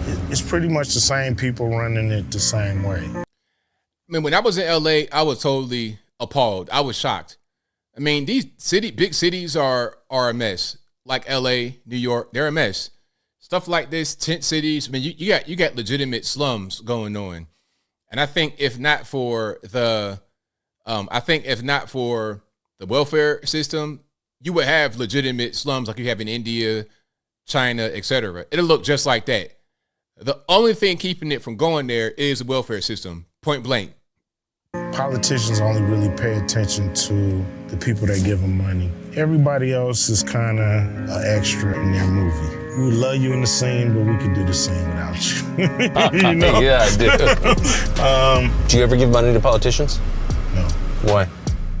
I don't believe in politicians. Politicians have hidden agendas. They owe a lot of people a lot of favors. The more money you give them, the more you're listened to. So you've never fallen for a politician? I can't say that. I've had hope and, dreams that, this guy is going to be the guy. What'd you think of Obama when he got elected? For the first time, I felt proud that America took that step. When Obama got elected, I remember that very clearly. This is 2008. This is back in my days. And if you guys are watching, if anybody's watching me that was around back then, you remember this. Not you guys in the chat. This is before I had a YouTube channel. I'm talking about people that I know from back then in Virginia. But I had an ad agency and a lot of guys that were there working with us, working for us. Had a lot of clients. We had a party at the office. It was probably about 50 people there at the party. We had food, drinks, everything. I might have been 20. How old was I at this time? 24? In 08? Yeah, 24. I just turned 24 in September.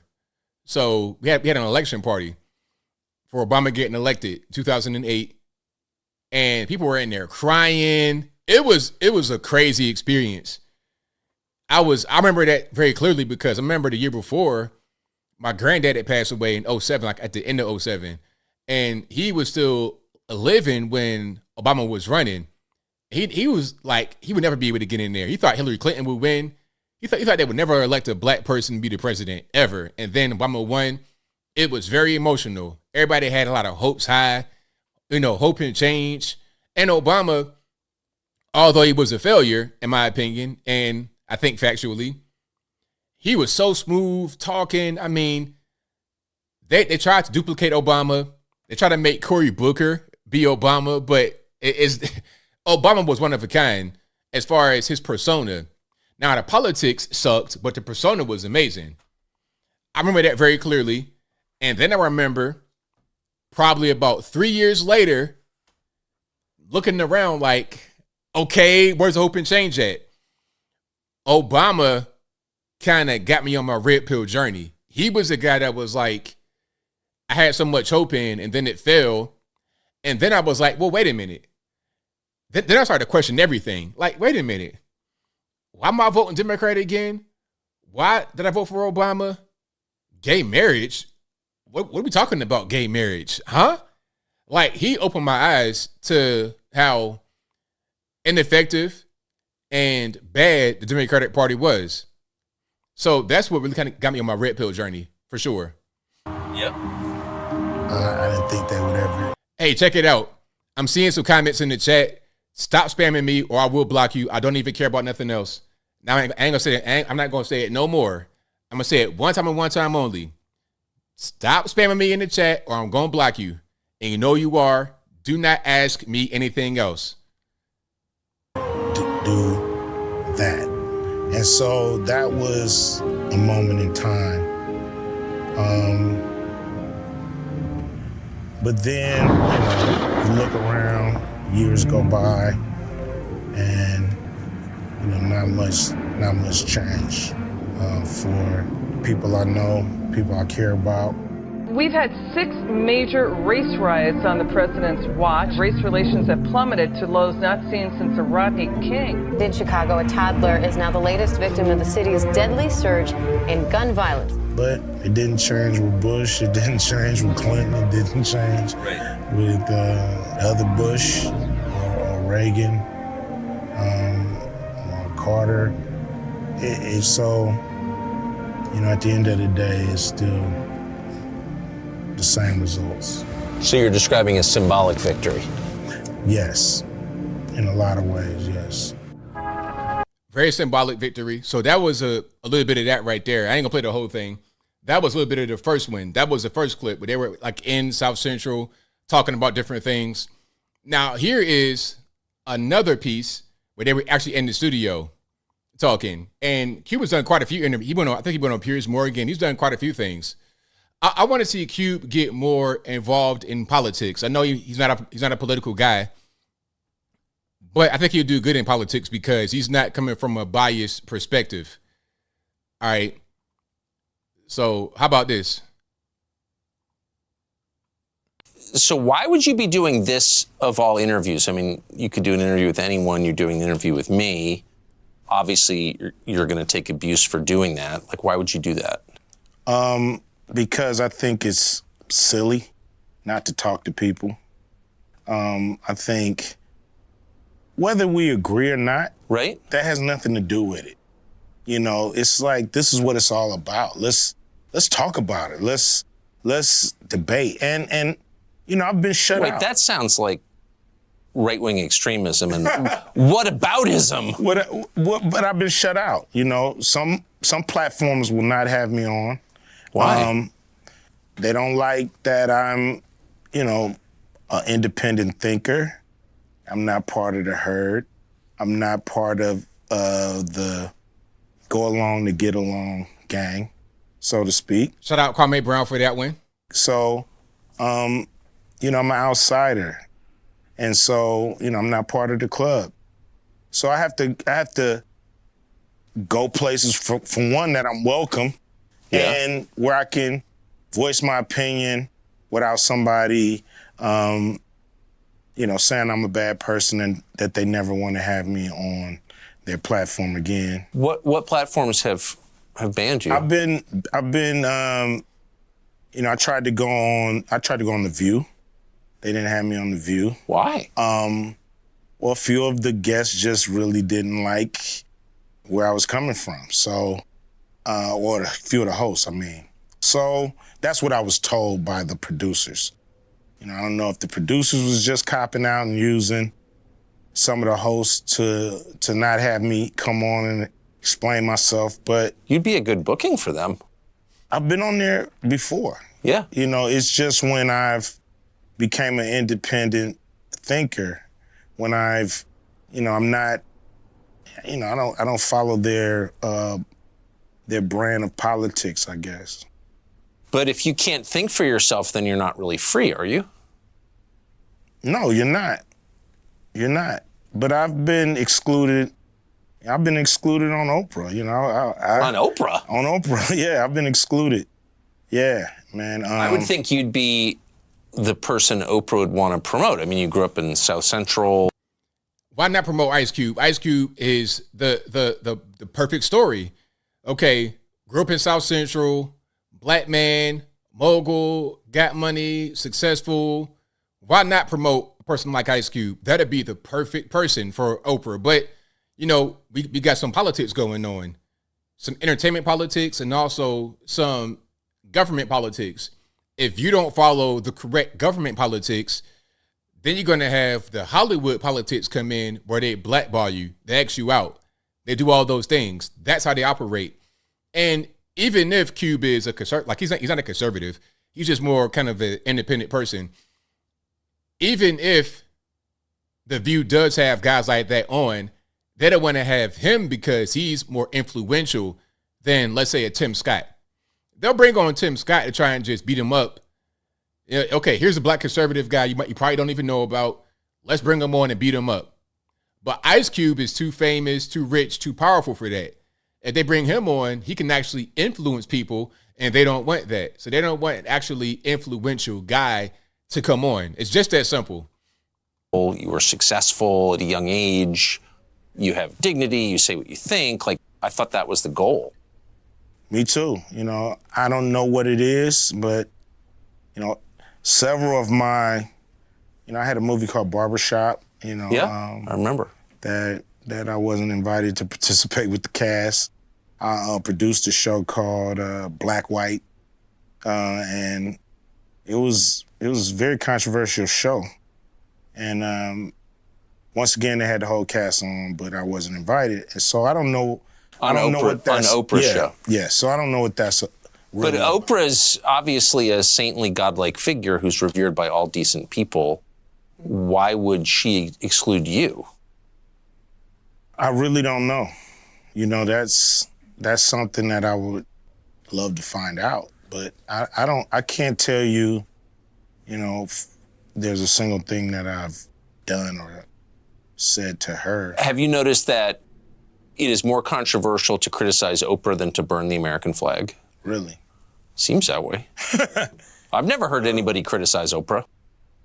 Do you think it's political or do you think it's deeper than that? I mean, you're not like a right-winger. No. No. You don't even seem that political. It don't even matter because you don't have to be expressly a right-winger to be considered in the same category as a right-winger. You see what I'm saying? Like, all you got to do is just not follow the Democratic Party 100%. That's all you got to do. If that's you, then you're considered what they call a MAGA Republican, a MAGA extremist, the dumbest thing in the world. That's pretty much how they operate over there on the left. If you're not with them or you're against them, you don't have to be a conservative. You don't got to be a Trump supporter. You don't have to vote. But if you don't do exactly what they want you to do, then it's a problem. No, I'm not really. I'm pretty much, you know, just want to do right by the people, you know. So if that comes through political means, that comes through the private sector, wherever it comes, you know, I'm down to work with whoever's down to do something right for the people. So I remember reading you say something along the lines of, I didn't vote for Trump, I'm not a Trump voter. You actually attacked Trump at one point, but you were willing to meet with Trump. Do you think that crossed a line? I think some people didn't like that, but I think it's idiotic. You know, enemies meet. Right. That's you right. know, they talk. I'm pretty sure there's some communication between Russia and the Ukraine right now. Somebody's on the phone talking to somebody, trying to come up with a solution. So we just got to talk. That's the only way we're going to work this out. You know, I know when the talking stops, the fighting starts. You know, a lot of people, they, you know, think I'm a, you know, Republican. I'm a right-winger. Just because I was willing to speak to the Trump administration, and I was willing to speak with the Biden administration as well, you know. Yep. Have you? One guy in the administration, but it didn't go anywhere. You know, it was basically a, take my temperature kind of call. We'll get to it. Yeah, that was what they did. I remember that because, okay, Cube had his plan, the plan for Black America. I forget exactly what it was called. It might have been a 10-point plan for Black America. He was trying to just talk to anybody in power, anybody that could do something, trying to talk to him about it, see what he can get done. And he reached out to Trump, reached out to Biden, and Biden's team was in the election process. They were like, yeah, we'll get back to you when election time comes.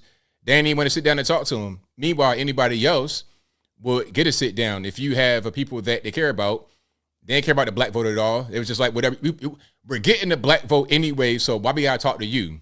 Anybody else, they would have sat down and talked to, because you want to be able to address certain issues before you get elected and make a promise or try to say, okay, we're going to do X, Y, and Z, have a plan. That's the way it should be, right? But they said, okay, after the election, we'll talk about it. And they never really did get to him. They just kind of just brushed him off. But Trump and his team brought him in, talked to him, and then they put some of Ice Cube's plan into the platinum plan. And it was so dumb. Like, it was kind of like pointless to even do it, because Trump had the platinum plan, $500 billion, all kind of money going to the black community. And then people found all kind of ways to say that it wasn't going to help. It ain't just for black people. They found every way to dismiss the whole thing.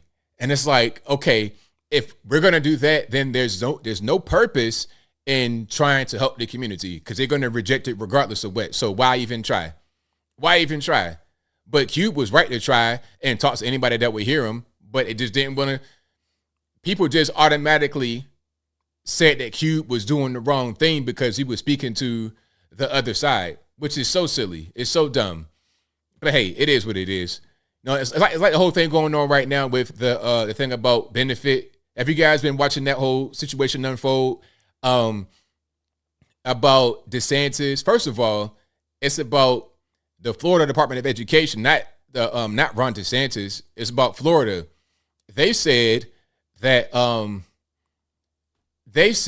in the new criteria that slaves were able to learn some skills that could potentially benefit them in their own way. Not benefit the slave master, not benefit the white man, but benefit them.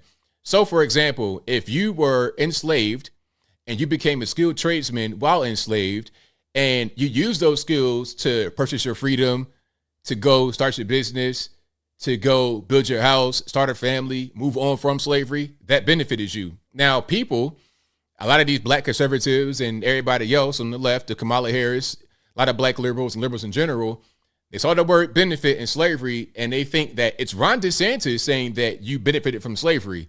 That's not what it said. It said in some cases, slaves learn skills that benefited them personally, which is a fact. If you learn how to be a carpenter under slavery, and then you use that skill to buy your freedom and then become successful after that, it helped you. It doesn't mean that slavery is good. All that it means is that you did learn that skill under slavery. Now, people tried to attack me. I had a tweet about this, and I kept asking one question to those who were attacking me, and nobody really was able to answer it. And if they did answer it, they didn't answer it properly. Let me just explain what I'm saying here. Let me just bring it up right quick. And if you like what you're hearing so far, please give the video a thumbs up. Like the video, share the video, do all that good stuff. Now, here's my tweet, and you guys let me know if it makes sense to you or not. Let's check it out. Now, here's what I said. Slaves were not just cotton pickers and dishwashers.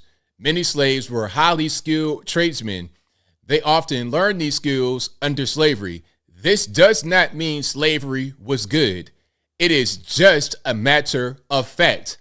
Why must we act like that's not the case?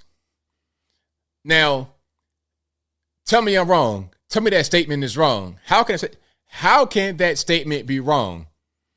It's just a matter of fact. If a person was a slave, they born into slavery, and while enslaved, they became a carpenter, and they used their carpentry skill to buy their freedom. And once they were away from slavery, then they became successful on their own with their own family, their wives and their kids. how can you say that's not the truth? Does that mean that slavery was beneficial? No. Does that mean that slavery is good? No. Does that mean that anything relating to slavery is or was good? No. What it does mean is somebody became a carpenter under slavery, and somebody bought their freedom with carpentry, and then somebody for the rest of their life used that skill to benefit them personally. Not the white man, not the slave owner, but himself and his family. That is a fact. That is literally a fact. So, and then when I was saying, the response I got a lot was, they had these skills before slavery. I'm like, okay, what about those that were born into it? And nobody wants to respond. People were born into slavery. They have no knowledge of Africa, nothing before slavery. All they know is slavery. They're born into slavery. They develop a skill, and then they use it to help themselves. Not the slave owner, not the white man, but themselves. That did happen. And then some said, well, why say that? Well, it's part of education. You got to tell the full story. Don't just tell half of the story. You could say slavery was horrible, it was bad, and all this and that. You could say that, and that's true. That's absolutely true. But what's also true is that some slaves picked up skills. The main thing they want to say about slaves is that all we did was pick cotton, you know what I mean? Pick cotton and crops and stuff like that. Pick tobacco and watermelon and all that. That's not the case. Many slaves had highly skilled trades. Okay, we were the original Mexicans. We were the OG Mexicans. And to say that all they do is just pick crops is not true. These guys be out here working on the roads, building houses. They do everything. They do all kind of labor that the general public does not want to do, or they've been shut out of. That's just the reality of the situation. They bring in Mexicans for a low amount of money, building houses, $10 an hour. It's hot, it's sweating. We did that work back then. We did that. And we learned these skills many times under slavery and after. It's just a fact. Why we can't say that? Why can't we say that? And it's important to have that knowledge if you're going to learn about it. If you're going to sign up for a Black History course, I mean, that's part of it. Now, if somebody was to say that randomly at a bar for no reason, that's something different. Like, why would you say that at a bar? But if I'm in a Black History class and they're talking about slavery, give me all the details. Somebody literally told me, you know what, we should just leave that out. Why? Why should we leave that out in a Black History course? We should not leave anything out. Nothing. Tell the whole story. You know the story that you want to hear? To a lot of the sensitive people, what you want to hear is the white man pulled up to the shores of Africa with a fishing net, and they threw it on people on land, captured us, put us in the boat, and then sent us to America, beat us to death, and that was pretty much the end. That wasn't the reality. Talk about the whole story. Talk about how everybody was involved, the white man, the black man, the Arabs, everybody was involved. Talk about how it was a slave trade. It wasn't no slave kidnap. You had Africans and Africans warring. They sold a loser to the white man and to the Arab for different things. Hand mirrors, umbrellas. Talk about all that. Talk about all that. Talk about the whole situation. How we got to America. The boats were horrendous. Bad situations. People got thrown overboard. Talk about everything, not just some things to make some people look bad. Because if you want to talk about blaming the ancestors, we are responsible if you're going to talk about that. Now, I don't get into the blaming of the ancestors thing, but if somebody was to do that, then they got to look at everybody. And that's why they didn't want to have this thing out there. Furthermore, if Kamala Harris didn't make a big stink about it, if she didn't say anything about it, then nobody would know anything about this. Nobody would care about this. Nobody would think to read throughout all of this literature in the coursework to find something to attack DeSantis on. She attacked him on it, and then you got some conservatives joining her to attack DeSantis for their guy. And it's at a certain point, it's like you got political stuff mixed in there, emotional stuff mixed in there. And this is where I kind of part ways with the political stuff and teams and all that. I just stand up for the truth. If something is true, then it's true. If it's false, then it's false. I don't really care about anything else other than that. But I digress. If you like what you're hearing so far, please give the video a thumbs up. like the video, share the video, do all that good stuff. We got Black founding fathers. We got a lot of freedmen that did a lot of different things. We were not just cotton pickers and bed makers and dishwashers and wet nurses. We were not just that. And to say that is just simply anti-historical. It's anti-historical. Talk about the whole thing. Give the entire spiel. Okay, you had the rich guy on the plantation, poor whites doing whatever they can farming, poor blacks, slaves doing whatever they can farming. I don't know. I don't want to get too deep, so I digress. If you like what you're hearing so far, please give the video a thumbs up. Like the video, share the video, do all that good stuff. We're almost at 1 million. We'll be there pretty soon. Oh, I almost forgot to mention, this is a podcast you're listening to right now, and it'll be available audio only on your favorite audio streaming platform, whether that be Google Play, Spotify, Stitcher, Anchor, Apple, iTunes, etc. Link for that will be in the description. Also, just go to your favorite audio streaming platform and search ABL Live. I should pop right on up. Alrighty. We got super chats on deck. I'm going to get to those right quick. Then we're going to get to the calls. The number to call is 434-658-1220. Again, 434-658-1220. The number is always in the description. It's also always in the ticker. At a certain point, it'll pop on up. We'll get to the calls in just 1 minute. Y'all, please hang tight. All right. Let's keep on rocking here. Shout out to No White Guilt, who says, Bankman-Fried had the perfect surname for his heist. Bankman took care of your money, and now he's freed. Very, very good. Thank you for that, man. Thank you to my man, Jagular Riley, who says, you embellish all you like. I appreciate you, sir. Thank you to Bina, who says, oh, thank you for you to gifting memberships.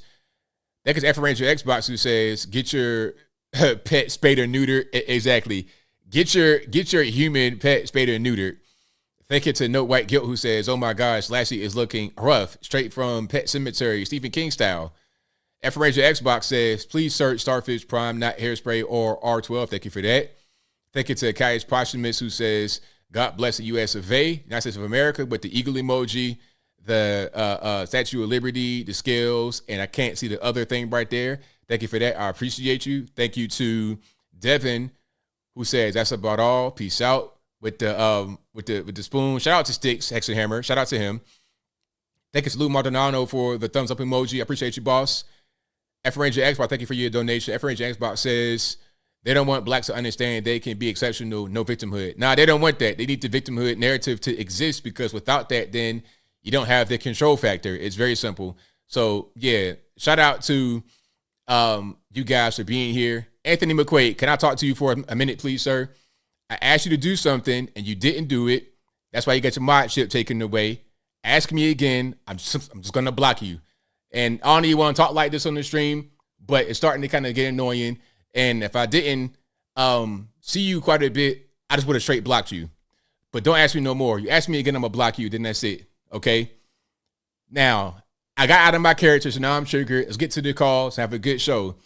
The number to call, 434-658-1220. Again, 434-658-1220. Let's go ahead and get rocking and rolling. And there's also an email in the description if you want to get on that way. Bottom left-hand corner of the screen. And let's keep on rocking. All right. Calling line speaker to 617. Hey, what's up, man? What's happening? Yeah, man, you are crazy, man. Hey, let's talk about you were last Saturday, you were talking last Wednesday, you were talking about Hunter Biden and Will Snipe and Fat Joe. The tax cases were the same. No, I didn't say that. Yeah, you say they were the same. I did not. So what do you say then? I said there were similarities. It wasn't the same. So if there were similarities, obviously, that's why Hunter Biden didn't do any jail time for the tax case, and Fat Joe went for 5 months, and Will Snipe went for 3 years. Say that one more time. Say that one more time. Hunter Biden did no time. No time for Hunter Biden. Well, no. Wait a minute. Hunter Biden is still... The trial is not happened yet. He's still gonna go to trial. He pled not guilty. I'm talking about for the tax case, not for the gun. No. You're not understanding. The plea deal was going to include the tax case and the gun. But that plea deal fell through, so now he's got to go to trial. So there's been no decision on that yet. Well, it shouldn't. It shouldn't. I mean, okay. Because, so I mean, which one is it? Did he go to jail or not? It should not go to jail for the tax case. Should not go to jail. But why not? Because he filed in a timely manner. He didn't file late. He reported all his income. He just didn't pay the tax liability, and that's not a felony. That's a misdemeanor on the Section 703. So he should not go to jail. That's abuse. If you go to jail for the tax case, it is abuse. Millions of Americans on taxes, they are not in jail. So what did Fat Joe do? Fat Joe did not report any income for 7 years. When you don't report your income, that's a felony because you are not reporting the income. That means you are not reporting your income. that means that you're not reporting to the IRS how much you own. That's a felony. So okay, that's why he went for 5 months to prison. And Wesley Snipes, what did he do? He did even worse. He didn't file years in 1999 to 2001. No file, no taxes. Then he filed. Then he paid the tax. Then in 2002 to 2006, did not file taxes.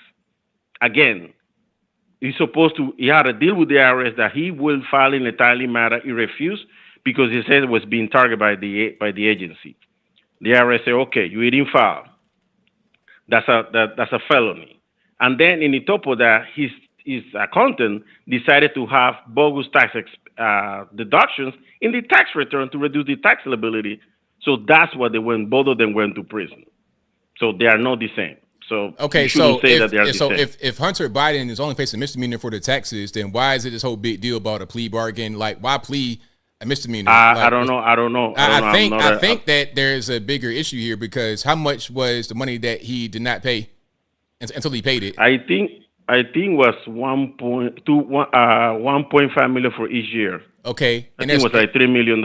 And there's also some things going on with the DOJ because they let the 2014 and 2015 case expire on the statute of limitations, and that was going to involve Burisma Holdings. So we got a whole big thing going on. They were trying to get a plea deal to throw it up under the rug because they didn't want that to come out. See, it's deeper than what you're saying here.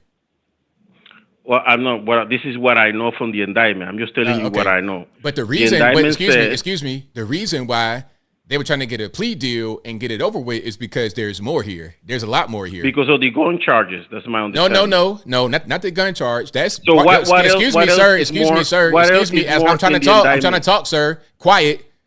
Now, there's more than the gun. That's part of it. What is it? Excuse me. Can I talk? Shut up. Good grief.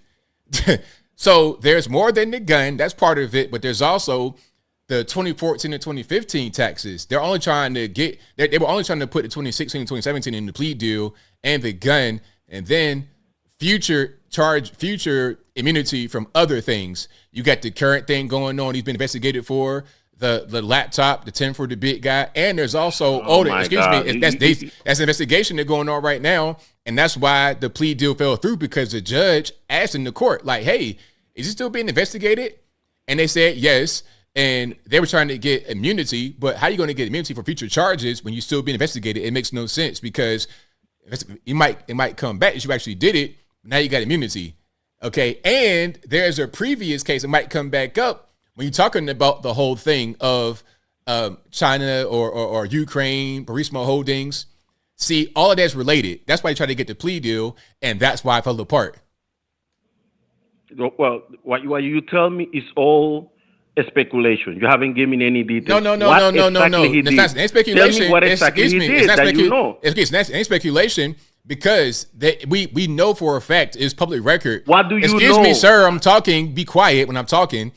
Now, we know for a fact there was public knowledge of the 2014 and 2015 taxes, and the DOJ allowed that to expire, and then you got to ask yourself why. And there's a current ongoing investigation into the laptop. That's happening right now, okay? And in the plea deal, they were trying to get immunity from future charges, which could have included the whole thing with the laptop, and if they investigate the whole laptop thing, and they find a link between the DOJ allowing the 2014 and 2015 tax thing to expire and Burisma Holdings, now we got a big problem. Now we're talking about some federal agents that are going to be in trouble, and that is part of the reason why the plea deal fell apart. It's very simple, but go ahead.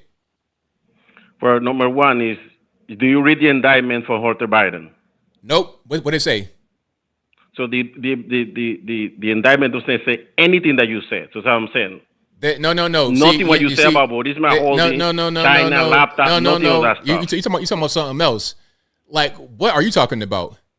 The indictment is when you're being charged. No. right? Excuse me. What is the indictment for? The indictment is for the tax returns because they say that he filed late. And what else? Because he paid late. And what else? They were considered to be a misdemeanor. Excuse me. And what what else? else? That's what it is. What else? And then the gun charge. I haven't read the gun charges though, so I don't know. Look, but listen. Watch so this. I haven't read the gun charge, so Listen. I don't want to talk about things that I have not read. Watch this though. There is still another investigation that's not done yet. So that's the problem. So if it's an investigation, you don't know what they've been investigated about. No, listen. How do you know when the investigation is not finished? Listen. Well, we know what he's been investigated for. I'm asking you, what do you know the investigation that's not even? We know what he's been investigated for. We know what it's for. We know that it's for the whole laptop thing. We know about that. That's not a secret. The issue is, what is he going to be convicted of? Is he going to be convicted? Is he going to be tried? We don't know that yet. All we know is that it's for the whole laptop thing, and it's a possibility that the prior taxes could get brought up in it because that's linked to the laptop. See what I'm saying? And the plea deal, they attempted to try to get immunity from future charges, which could have included the current investigation. That's why it fell through. That judge asked in court, is he still being investigated? They said yes, and that's when it fell apart. That is a fact. It's what we know. Okay, but you don't know what is being. I want to move on. That's now. We don't got all night. You've been long enough. Thank you for the call. Appreciate it. Okay. So, all right. Hello. Have a good day. All right. It's like, yeah. So from my next topic, it's like, no, sir. All right, Les, what's going on? Hey, ABL, how are you? I'm doing well. About yourself? Long time.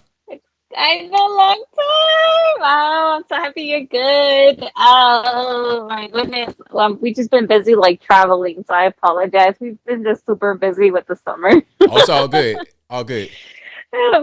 But I'm happy to be here. You had a lit show, sir. I love this masculine side of you. With the whole shut up thing. So kudos for you. You gotta put people in their places sometimes. So that's good. I want to go ahead and just comment in regards to the whole Chicago thing, and then that whole Lassie like freaky ordeal thing. So with Chicago, it's pretty much what you've been saying, and everybody in the comments, and I think the same way. It's these individuals complaining about what's going on with the policies, but it's the same individuals that are going to continue voting in these same officials into office that are doing what they're doing with these policies. So, I mean, it's not ever going to change with the state of Chicago and the whole city of Chicago and the state of Illinois as a whole until, in reality, they start changing the way they vote. That is right. 100% correct.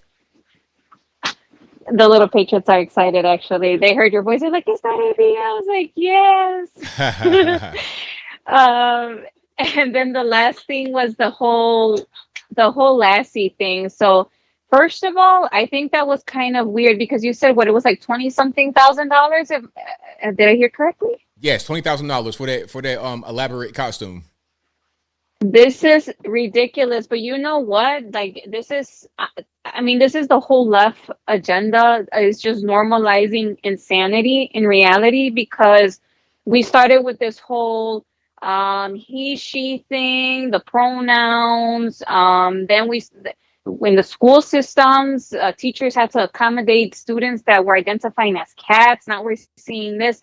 But you know what, ABL? This is all going to end up becoming the normalized, not only individuals that are pedophiles, but also the simple fact that if anybody commits a heinous crime, such as, I just got to keep it real, causing harm, raping a child, what is that individual going to then, is it going to be okay and it's going to be normalized and to allow that person to identify as a minor, younger than 18? So, you get me? They don't get no type of like serious persecution. You get what I'm saying? Like, I mean, this is all leading to that at the end of the day. And hopefully, I don't know, ABL. Hopefully, at the end of the day, I think everybody just has to, really stand up and against this and speak against it. And I'm really crossing my fingers with this election, because we do need changes, and we need someone that's really going to, restore America. And that's the honest truth, because at least, when we were under President Trump's term, we really didn't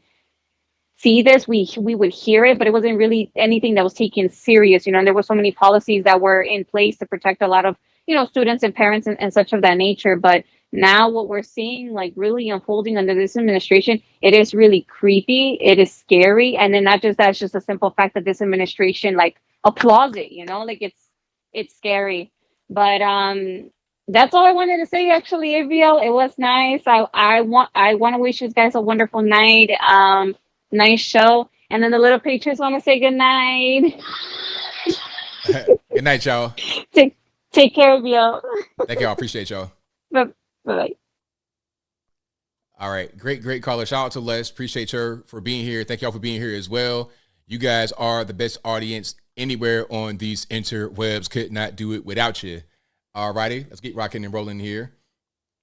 Let's go to 501. You're online. Who am I speaking to? Hey, this is Robert, calling from Texas. All righty, man. What's going on? Oh, nothing much. So I got a light story. So today I was out driving around looking for a grill, so I can, do some briskets or whatnot. And so I live pretty close to Corpus Christi, and I went to a HEB. It's kind of like a Kroger's or a Ralph's or something like that. And so as I was talking to the person about the grills, I see a black man walking by me, at a pretty substantial speed. And I was like, wait a minute, I think I know this guy. And so after I got done talking to the guy, because they didn't have the grill I was looking for, I was like, you know what, I'm about to go and ask this guy, what his name is.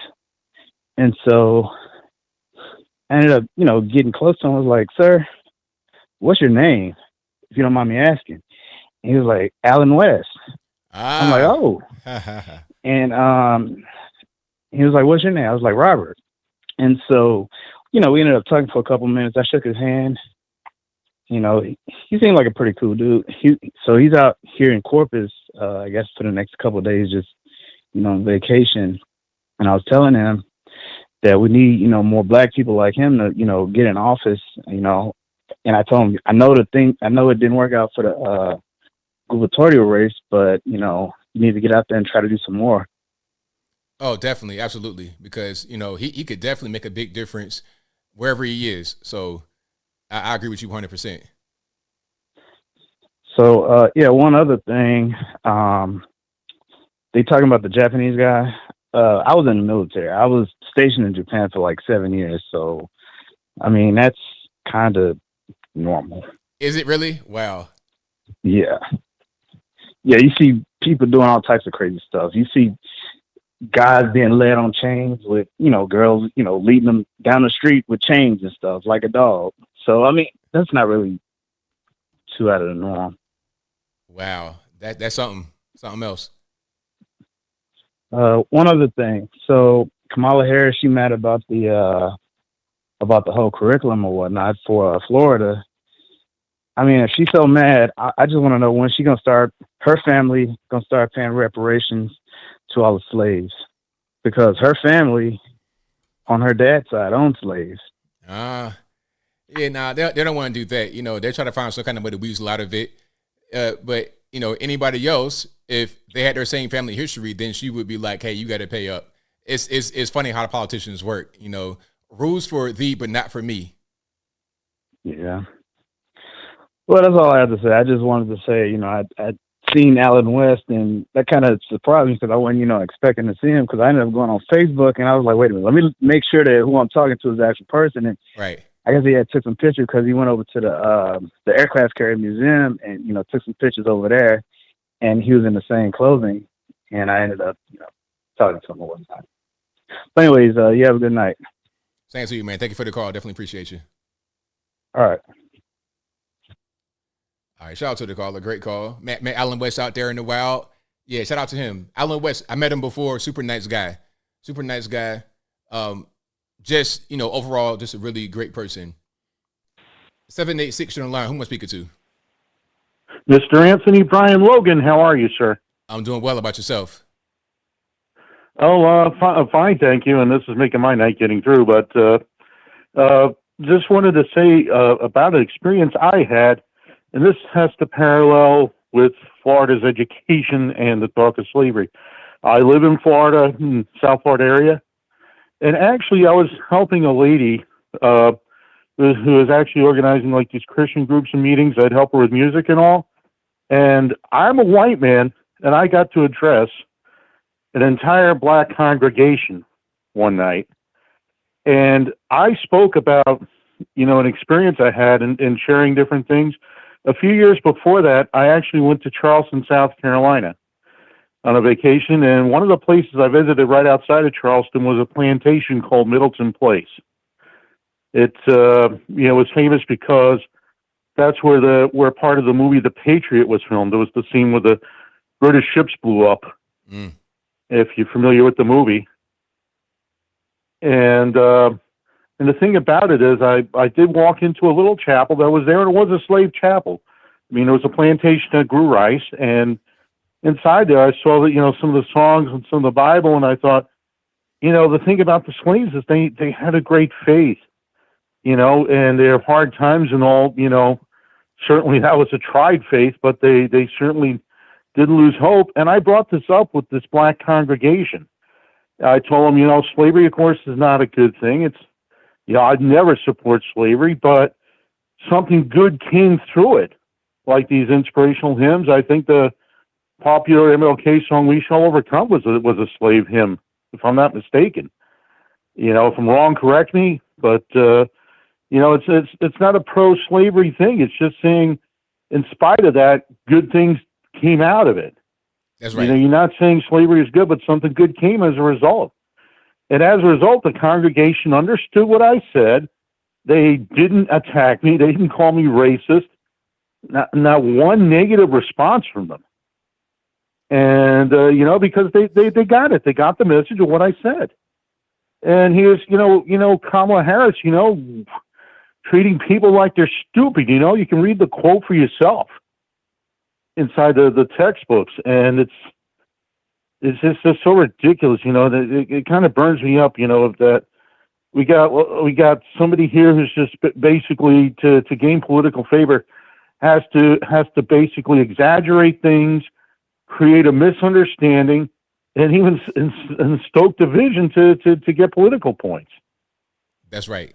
It's exactly correct. That's really what it was. And then the thing about some of the people that are dogpiling on to DeSantis and those who wrote the actual Black History Standards, they have their own political narratives. They have their own thing. Okay, I want to support this guy over that guy.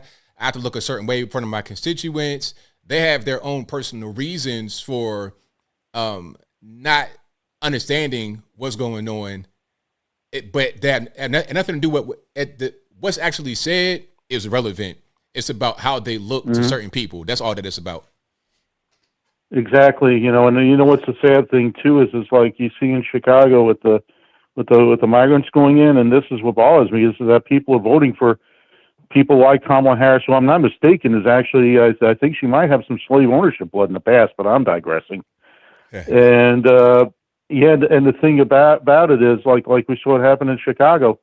My big concern too now with the black community is these same politicians they've been voting for.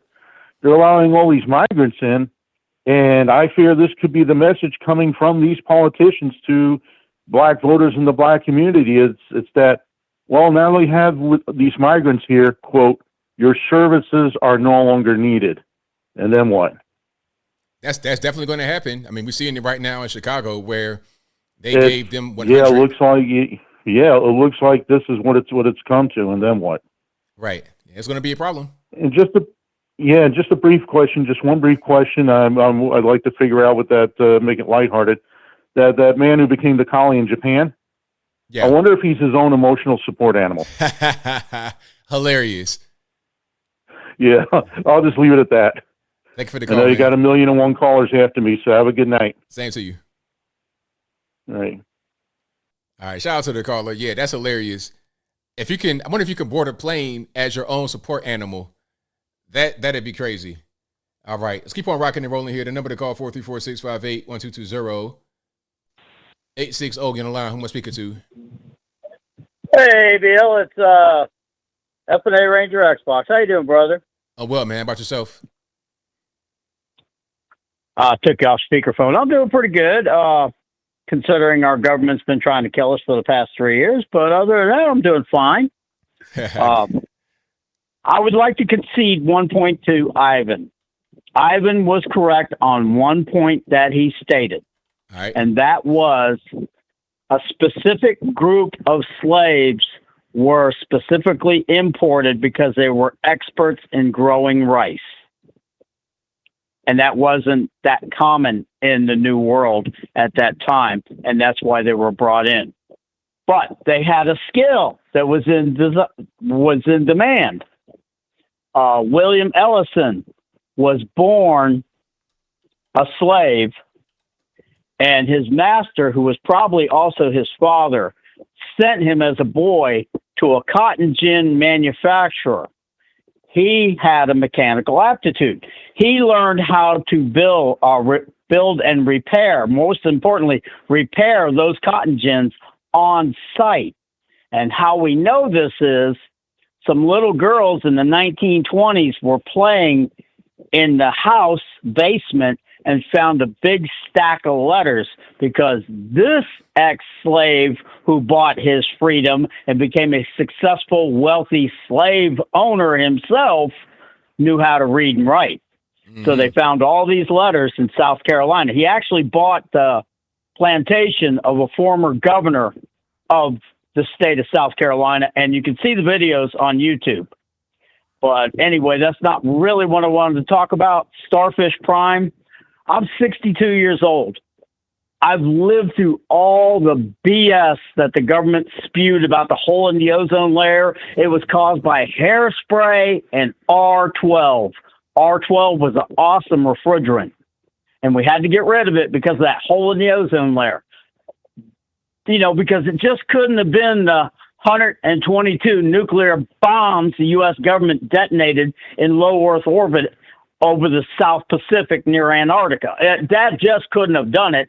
It was the hairspray and the R12, not the 122 nuclear warheads. Nope. But that's why I say you have to Google Starfish Prime.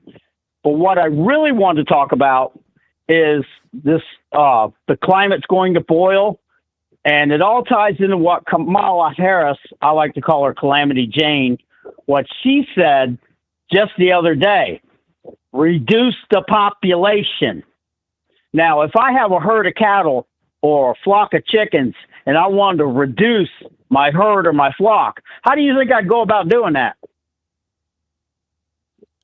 Exactly. Exactly. And that's what they mean. That's what they mean. This is all the psychological warfare.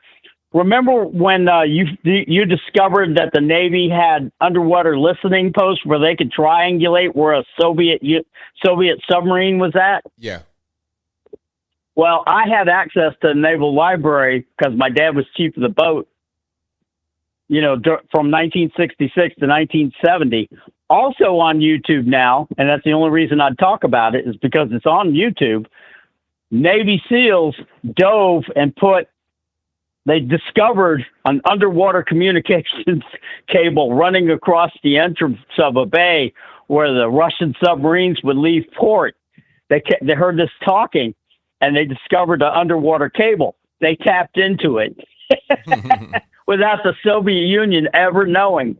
But that's on there now, so I can talk about that. But there's two types of nuclear reactors, and this is how I can tell everybody on this planet that they're full of crap about global warming.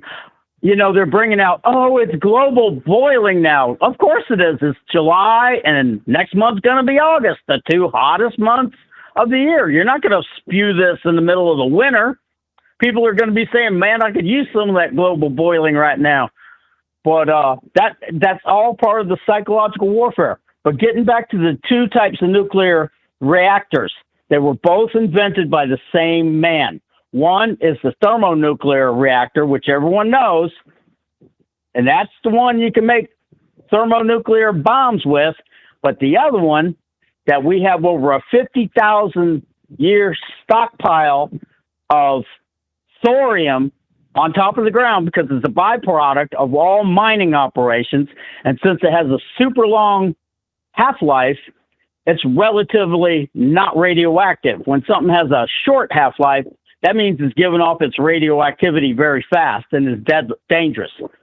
But thorium is, they don't want to use it because you can't make thermonuclear weapons out of it. They talk about going green and all this other stuff, but thorium would be the way to go.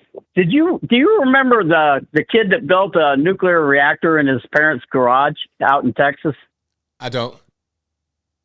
Oh, Google that one time. They actually let him finish it. It was a thorium reactor.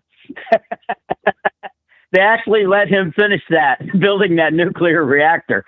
You can find it on YouTube. But the safety feature of a thorium reactor, they ran one in the 50s under a gas station in West Virginia. They ran it for a few years to find out its feasibility. The safety feature for a thorium reactor is a fan blowing on the drain pipe because it's molten salts. And that fan, just the fan, keeps that metal, the molten, solid. If there was a reaction problem where it's starting to superheat or the reactor shuts down, it loses the ability to generate electricity. The fan shuts off, it melts, and material drains into 3 large tanks underneath, and it's rendered inert. It don't get no safer than that. But the problem is you can't make thermonuclear bombs with it. You can't enrich uranium and plutonium. Exactly. Right on. Anyhow, in closing, can I ask a favor of you? What's up? I want to play 42 seconds of someone singing the national anthem. It's no more time, actually. Okay. Okay, Thank no you for the problem. call. I appreciate you have it. a good night, ABL. All right. God bless America. Bye. All right, shout out to my man for the call. But yeah, we gotta, shout out to my man for the call. Always a good call. All right. 575, you don't learn who am I speaking to? This is Kyle out of TRC. All righty, man. What's going on? Hey, Anthony, I am glad to have you on the line. I'm going to put the thing on mute real quick. But I had a joke I wanted to share with you. I don't know why it came up while I was watching your show. I'm a big fan, but here's the joke. Okay. It's real quick. If aliens came to Earth, it would be for the ivermectin. That's a quick joke, isn't it? I didn't get it, but that was a quick joke. That was a quick joke. Yeah, exactly. Thank you. Yeah, that's about all I got to say. Love you, Anthony Brian Logan, and I'm going to continue watching your show. I'll say the joke again. If aliens came to Earth, it would be for the ivermectin. All right. Appreciate you, ABL. Thank you for the call. Appreciate it. Okay, did y'all get it? Shout out to my man for the call. I appreciate him, but I did not get it. Maybe it's over my head. Maybe it's a little bit too intellectual for me. So shout out to my man for the call. Most certainly appreciate it. And the number to call is 434-658-1220. Again, 434-658-1220. All righty, let's go to 504 online. Who am I speaking to? Hey, ABL. It's Alien Spaceship. All right, man. What's going on? All right. So it's been a while since I've called in. So yeah, to touch on the topic that you're talking about, this time and before about the slavery. Yeah, I do understand and agree that not every single storied incident into slavery led to all these people being tortured and mistreated. Some people did learn trades and stuff, and perhaps they weren't all being like what the propaganda wants people to think, that they were all being mistreated. Of course, I'm not saying it was a great thing that happened. It's good that it ended. It's also good that those blacks came to the United States and now are citizens, and that's good in my opinion. Yeah, I mean, at the end of the day, it was everything that we went through in the past got us to where we are today. So it is what it is. Some people want to attribute things to slavery that probably shouldn't be, but at the end of the day, if something happened, then it happened, and that's pretty much it is what it is. It's just a matter of fact. Whether it's good, bad, or indifferent is up to the opinion of whoever is looking at it. But if it happened, it happened, and that's pretty much all there is to it.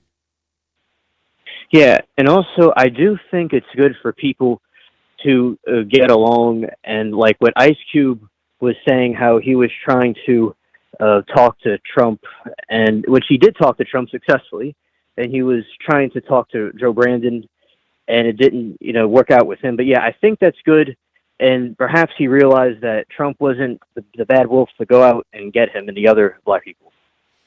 Right. Yeah, and I think that was a red pill moment for him, because you would think the way they propagandized themselves that Brandon and Joe Brandon and his group would have been for him, but they really aren't.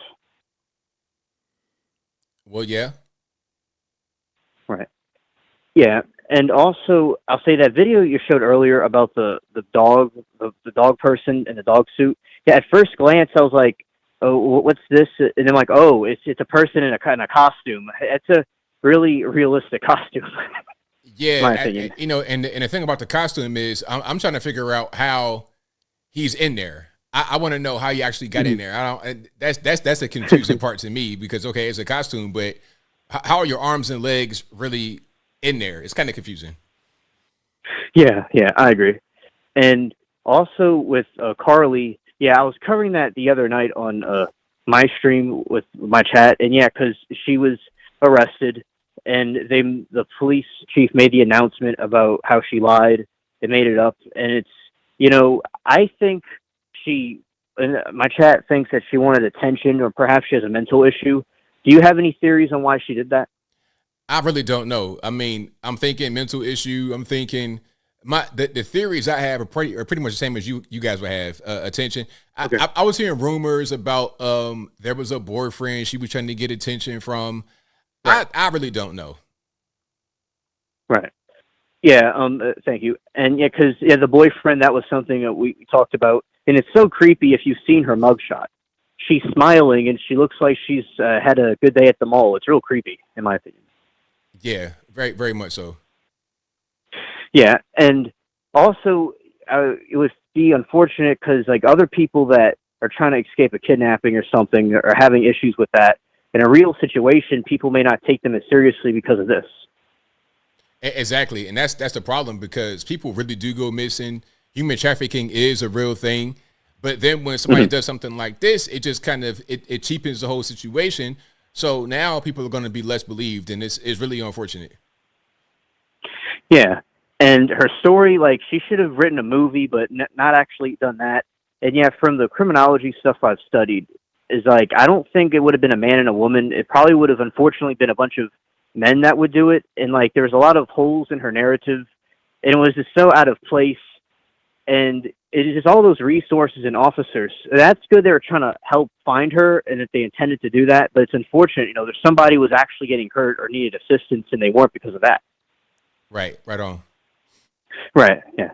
Yeah. Okay. And also, I like alien topics, and along with the other topics as well. And Congress is going to release some information about the UFOs, or look into it. And I would be interested to see what they're going to come out about. Yeah, I'm definitely interested to see what they're going to say, what they're going to, the whole thing.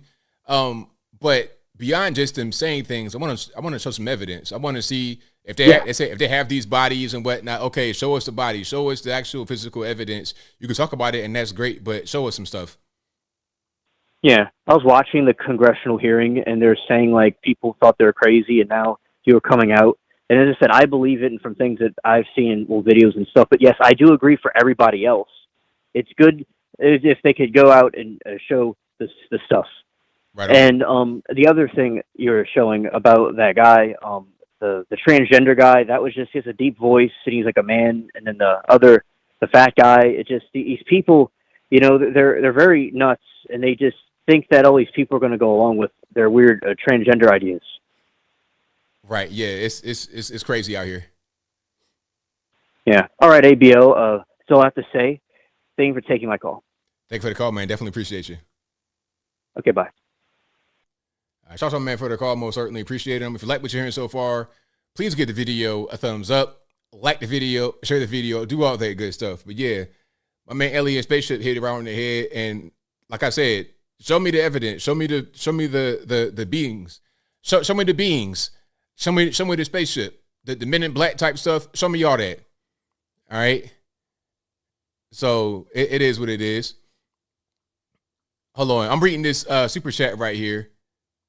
Black on Black says, going back to the story about the woman arrested in Dubai, I hate to plug channels on your platform, but the Angry Man, shout out to Angry Man, I like him.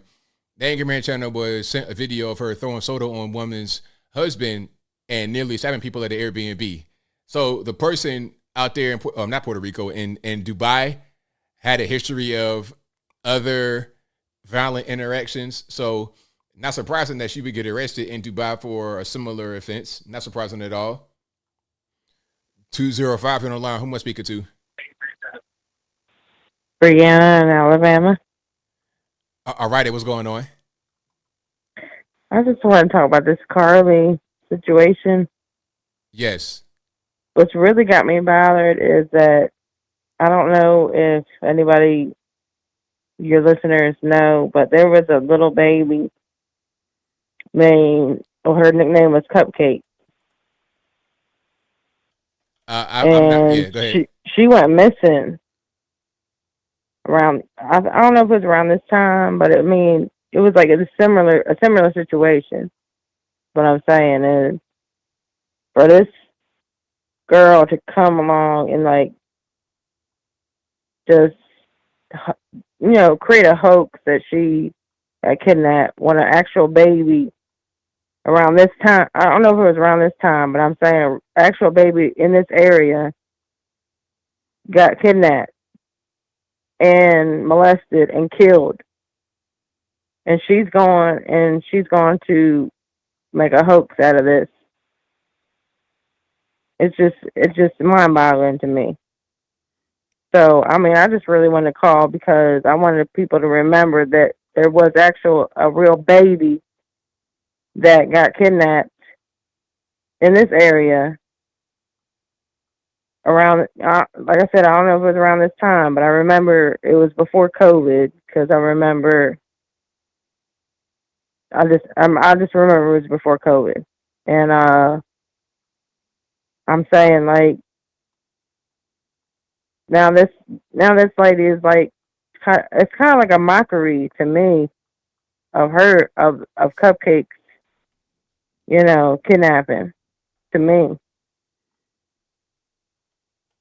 Yeah, definitely. And that's really a shame, because like I was just saying a little while ago, you have honest, real people that go missing, real tragedies that happen, and things like you said, it's a slap in the face to people that actually go through things. But I just, like I said, this,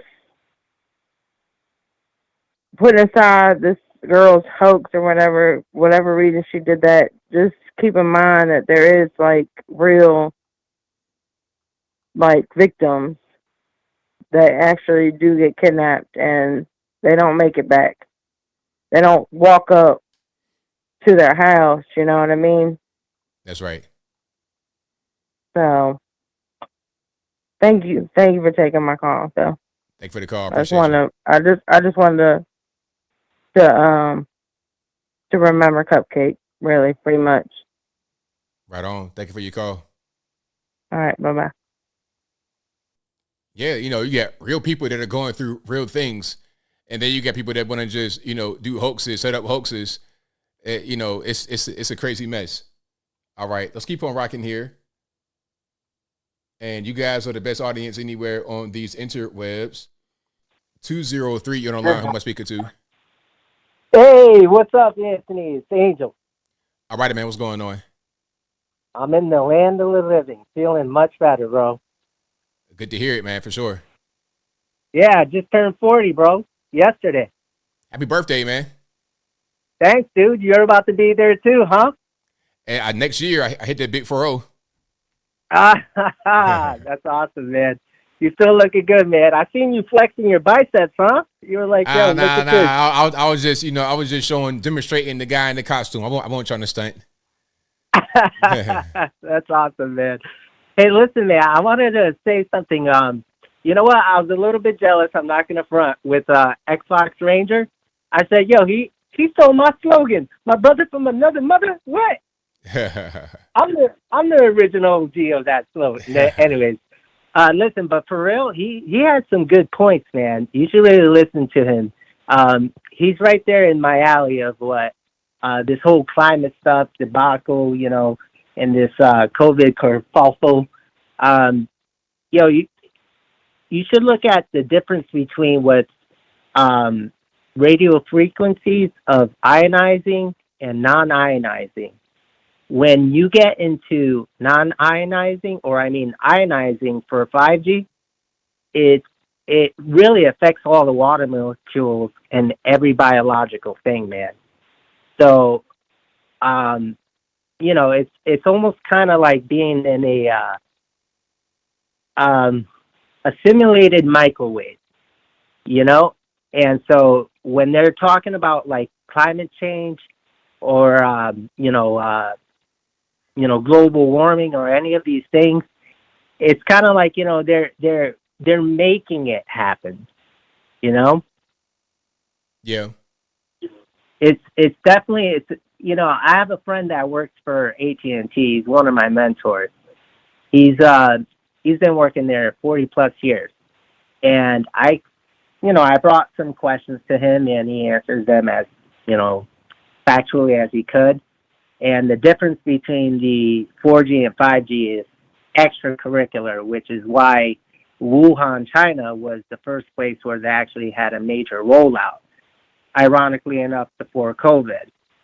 And honestly, I think that they use that as a scapegoat, i.e. the cost, because of because they don't care about their people. So, you know, us as the United States, we wanted to roll that out a little bit more smoothly, more gradually, like with anything. But these people went all out, you know, because we're in a telecommunication war. And, you know, next thing you know, things get out of hand. There needs to be a cover-up, and here we are now. But now we're feeling the ramifications of it. And to be honest, I think he was spot on. I was saying, watch, August is always hot, right? Yes. No matter where you are. Always. Always. But this August, you're about to see some freaky stuff going on. And that's because they're just amping it up, man. And there's all this technology that's going on. And you combine that with radio frequency and electromagnetic waves and, you know the stuff, bro. They spray the skies, you know, and all that stuff. You know, they have a prerogative. So they definitely have an agenda. But I just wanted to put my 2 cents there, man. Good to hear you, man. Good show. I don't like that Japanese dude. That thing was crazy. Good Lord. But anyways, man, great show, man. Good to hear from you. Good to see that you're doing well. The show is lit as usual. That's my 2-piece. Thanks for the call, man. Definitely appreciate you. All right, blessings, man. All right, shout out to the caller. And let's go 773, you know, line, who am I speaking to? ABL, it's your retired Chicago police officer friend. How you doing? Doing well. About yourself? I'm good, thanks. You know, I could put all these topics under the same umbrella, ABL. And the fact is that everybody sees what the truth is. Because all this stuff is done in hidden and in the darkness. And once you put the light on it, everybody sees what's going on. For instance, the Bankman-Fried thing. We all know what happened, that they're not wanting to prosecute him for the campaign contributions because they're letting themselves off. That's who they're freeing. They're not giving him a break, although he benefits from getting a break. They don't want the light to come on to all the millions of dollars that they took in. The politicians want to whitewash that and not let you see, what went on. So they want to get rid of that part of any kind of trial like that. That's what they want to do. And it's the same thing for the Biden laptop and all that. And Biden, they wanted to whitewash that and just, give him the least amount of time, make him guilty of something, then you can't try him again. But everybody sees that he was merely a bag man for his corrupt father, before his father was president and all the way through while he is president. This is what some of these politicians have done. They made it a career out of bringing wealth to themselves, out of enriching themselves. The light is put on that, and everybody sees what goes on. The thing in Chicago, and this is the main point here I wanted to make, ABL, the thing that went on here in Chicago, when you make these sweeping policies, and that's one thing Biden has done. He has made sweeping changes that has changed our society. When you open the floodgates and let everybody from the world flood into your country, not having any kind of regulation on it, just let them flood in. This is what's going to happen to your society. When you just open up the floodgates and let the criminals just walk in the stores and take what they want, this is the policies you're going to have. And this is the result of what you're going to have, rather, I should say, is the result of what you're going to have. And this is why, and this is how, this is an opportunity right now to get some of these people, like the woman crying, I voted for you, and, what about us here in Chicago? You can get those people on our side. It's the practicality of it. Look, forget about Trump, forget about Biden, forget about personalities. Were you better off before than you are now? Are you happy with the direction our society is going, no matter who our leaders are? We need to put the brakes on it because everybody sees which way society is going. And you can get these people on our side. All we're trying to do is wise people up. That's what we're trying to do. You want to call it blue pill, red pill, and all that nonsense. But what it is I'm trying to wise you up and show you a better way. As a policeman, I did that all the time. You're called when people have problems. And sometimes you do solve those problems for people because you're wising them up. Hey, get wise. This is how it works. This is what you do. And there you go. That's all we need to do is wise people up and show them, hey, it's not in your best interest to vote for these leftist people. They want to call themselves Democrats right now, and you want to hold on to the fact that you're a Democrat and you love people and everything else.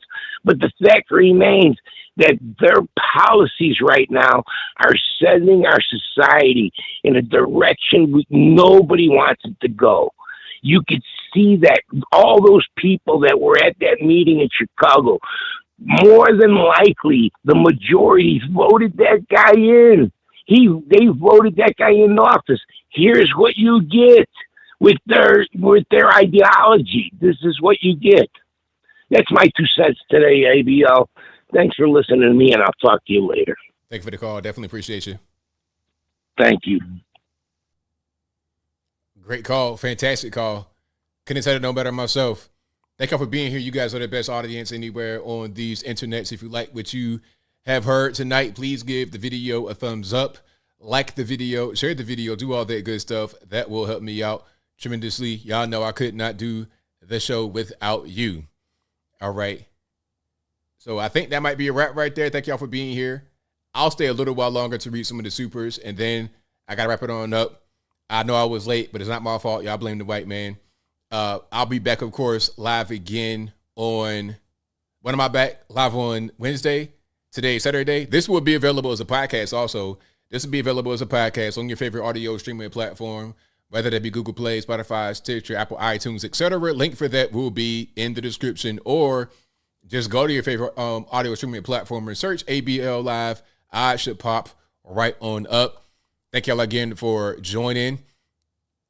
We got quite a bit of topics discussed tonight and a lot of great callers. Shout out to everybody in here, all the mods and everybody that's super chatting, retweeting, watching. I could not do the show without you. I definitely appreciate you guys for sure. Shout out to everybody for calling. Whether we agree or disagree, it's all good. I welcome all callers. Shout out to Ice Cube. I feel the same way he does. It's like, I don't have to agree with everybody to allow them on the platform and to be able to speak, as long as we can respect each other a little bit, at least. It's all good, man. I appreciate different points of view.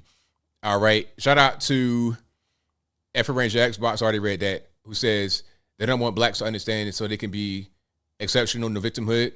Thank you to JGJ, who says, aren't some crunchy theories correct about macro and micro plastics and seed oils? I'm not quite sure what you're referring to, but there are some issues going on with microplastics and seed oils for sure. But I don't know the specific theories you're speaking about. And I already read the one from Black on Black. And shout out to an ABL supporter. You sent me a message but retracted it. It is all good. I thank you all for being here yet again. And I already read that from Black on Black a little bit earlier as well. All right. So that'll be a wrap for me. So wait a minute. I see something right here. I don't think it's right, though. Let me just make sure that what somebody said. Let me see what somebody said, if that's right or not. Yeah, I don't see that. Anyway, I'm not going to read that because it's not right. But that'll be a wrap for me. Hold on. I see a super chat right here before I go. Thank you. Shout out to Santo Bartes. Santo Bartes says, it's weird no one was talking about global boiling when people froze to death last winter in places like New York. Exactly. How about, remember that ice storm in Texas? Remember that? Texas is typically not a very cold place at all. So why was all of a sudden this devastating ice storm that had people completely just out of a place to live? Bursting pipes and everything else. It was a mess. No power, bursted pipes, freezing cold. So what are we talking about? Global boiling? People have been able to convince the populace that when it's cold outside, that it's just something wrong. It's December. It's February. It's middle of the wintertime. It's supposed to be cold in the northern hemisphere. Okay, you living in New York City, northern hemisphere, northern part of North America, where it's going to be cold in certain parts of the year. It gets cold, and they say, okay, it's global freezing. It's snowing, and they say, oh, it's climate change because it snows. Well, newsflash, it does snow in New York. It happens, right? It's called weather. It's called patterns that have always been here. All right. And guess what? Once you go further down south, it's going to be warmer because you're getting close to the equator.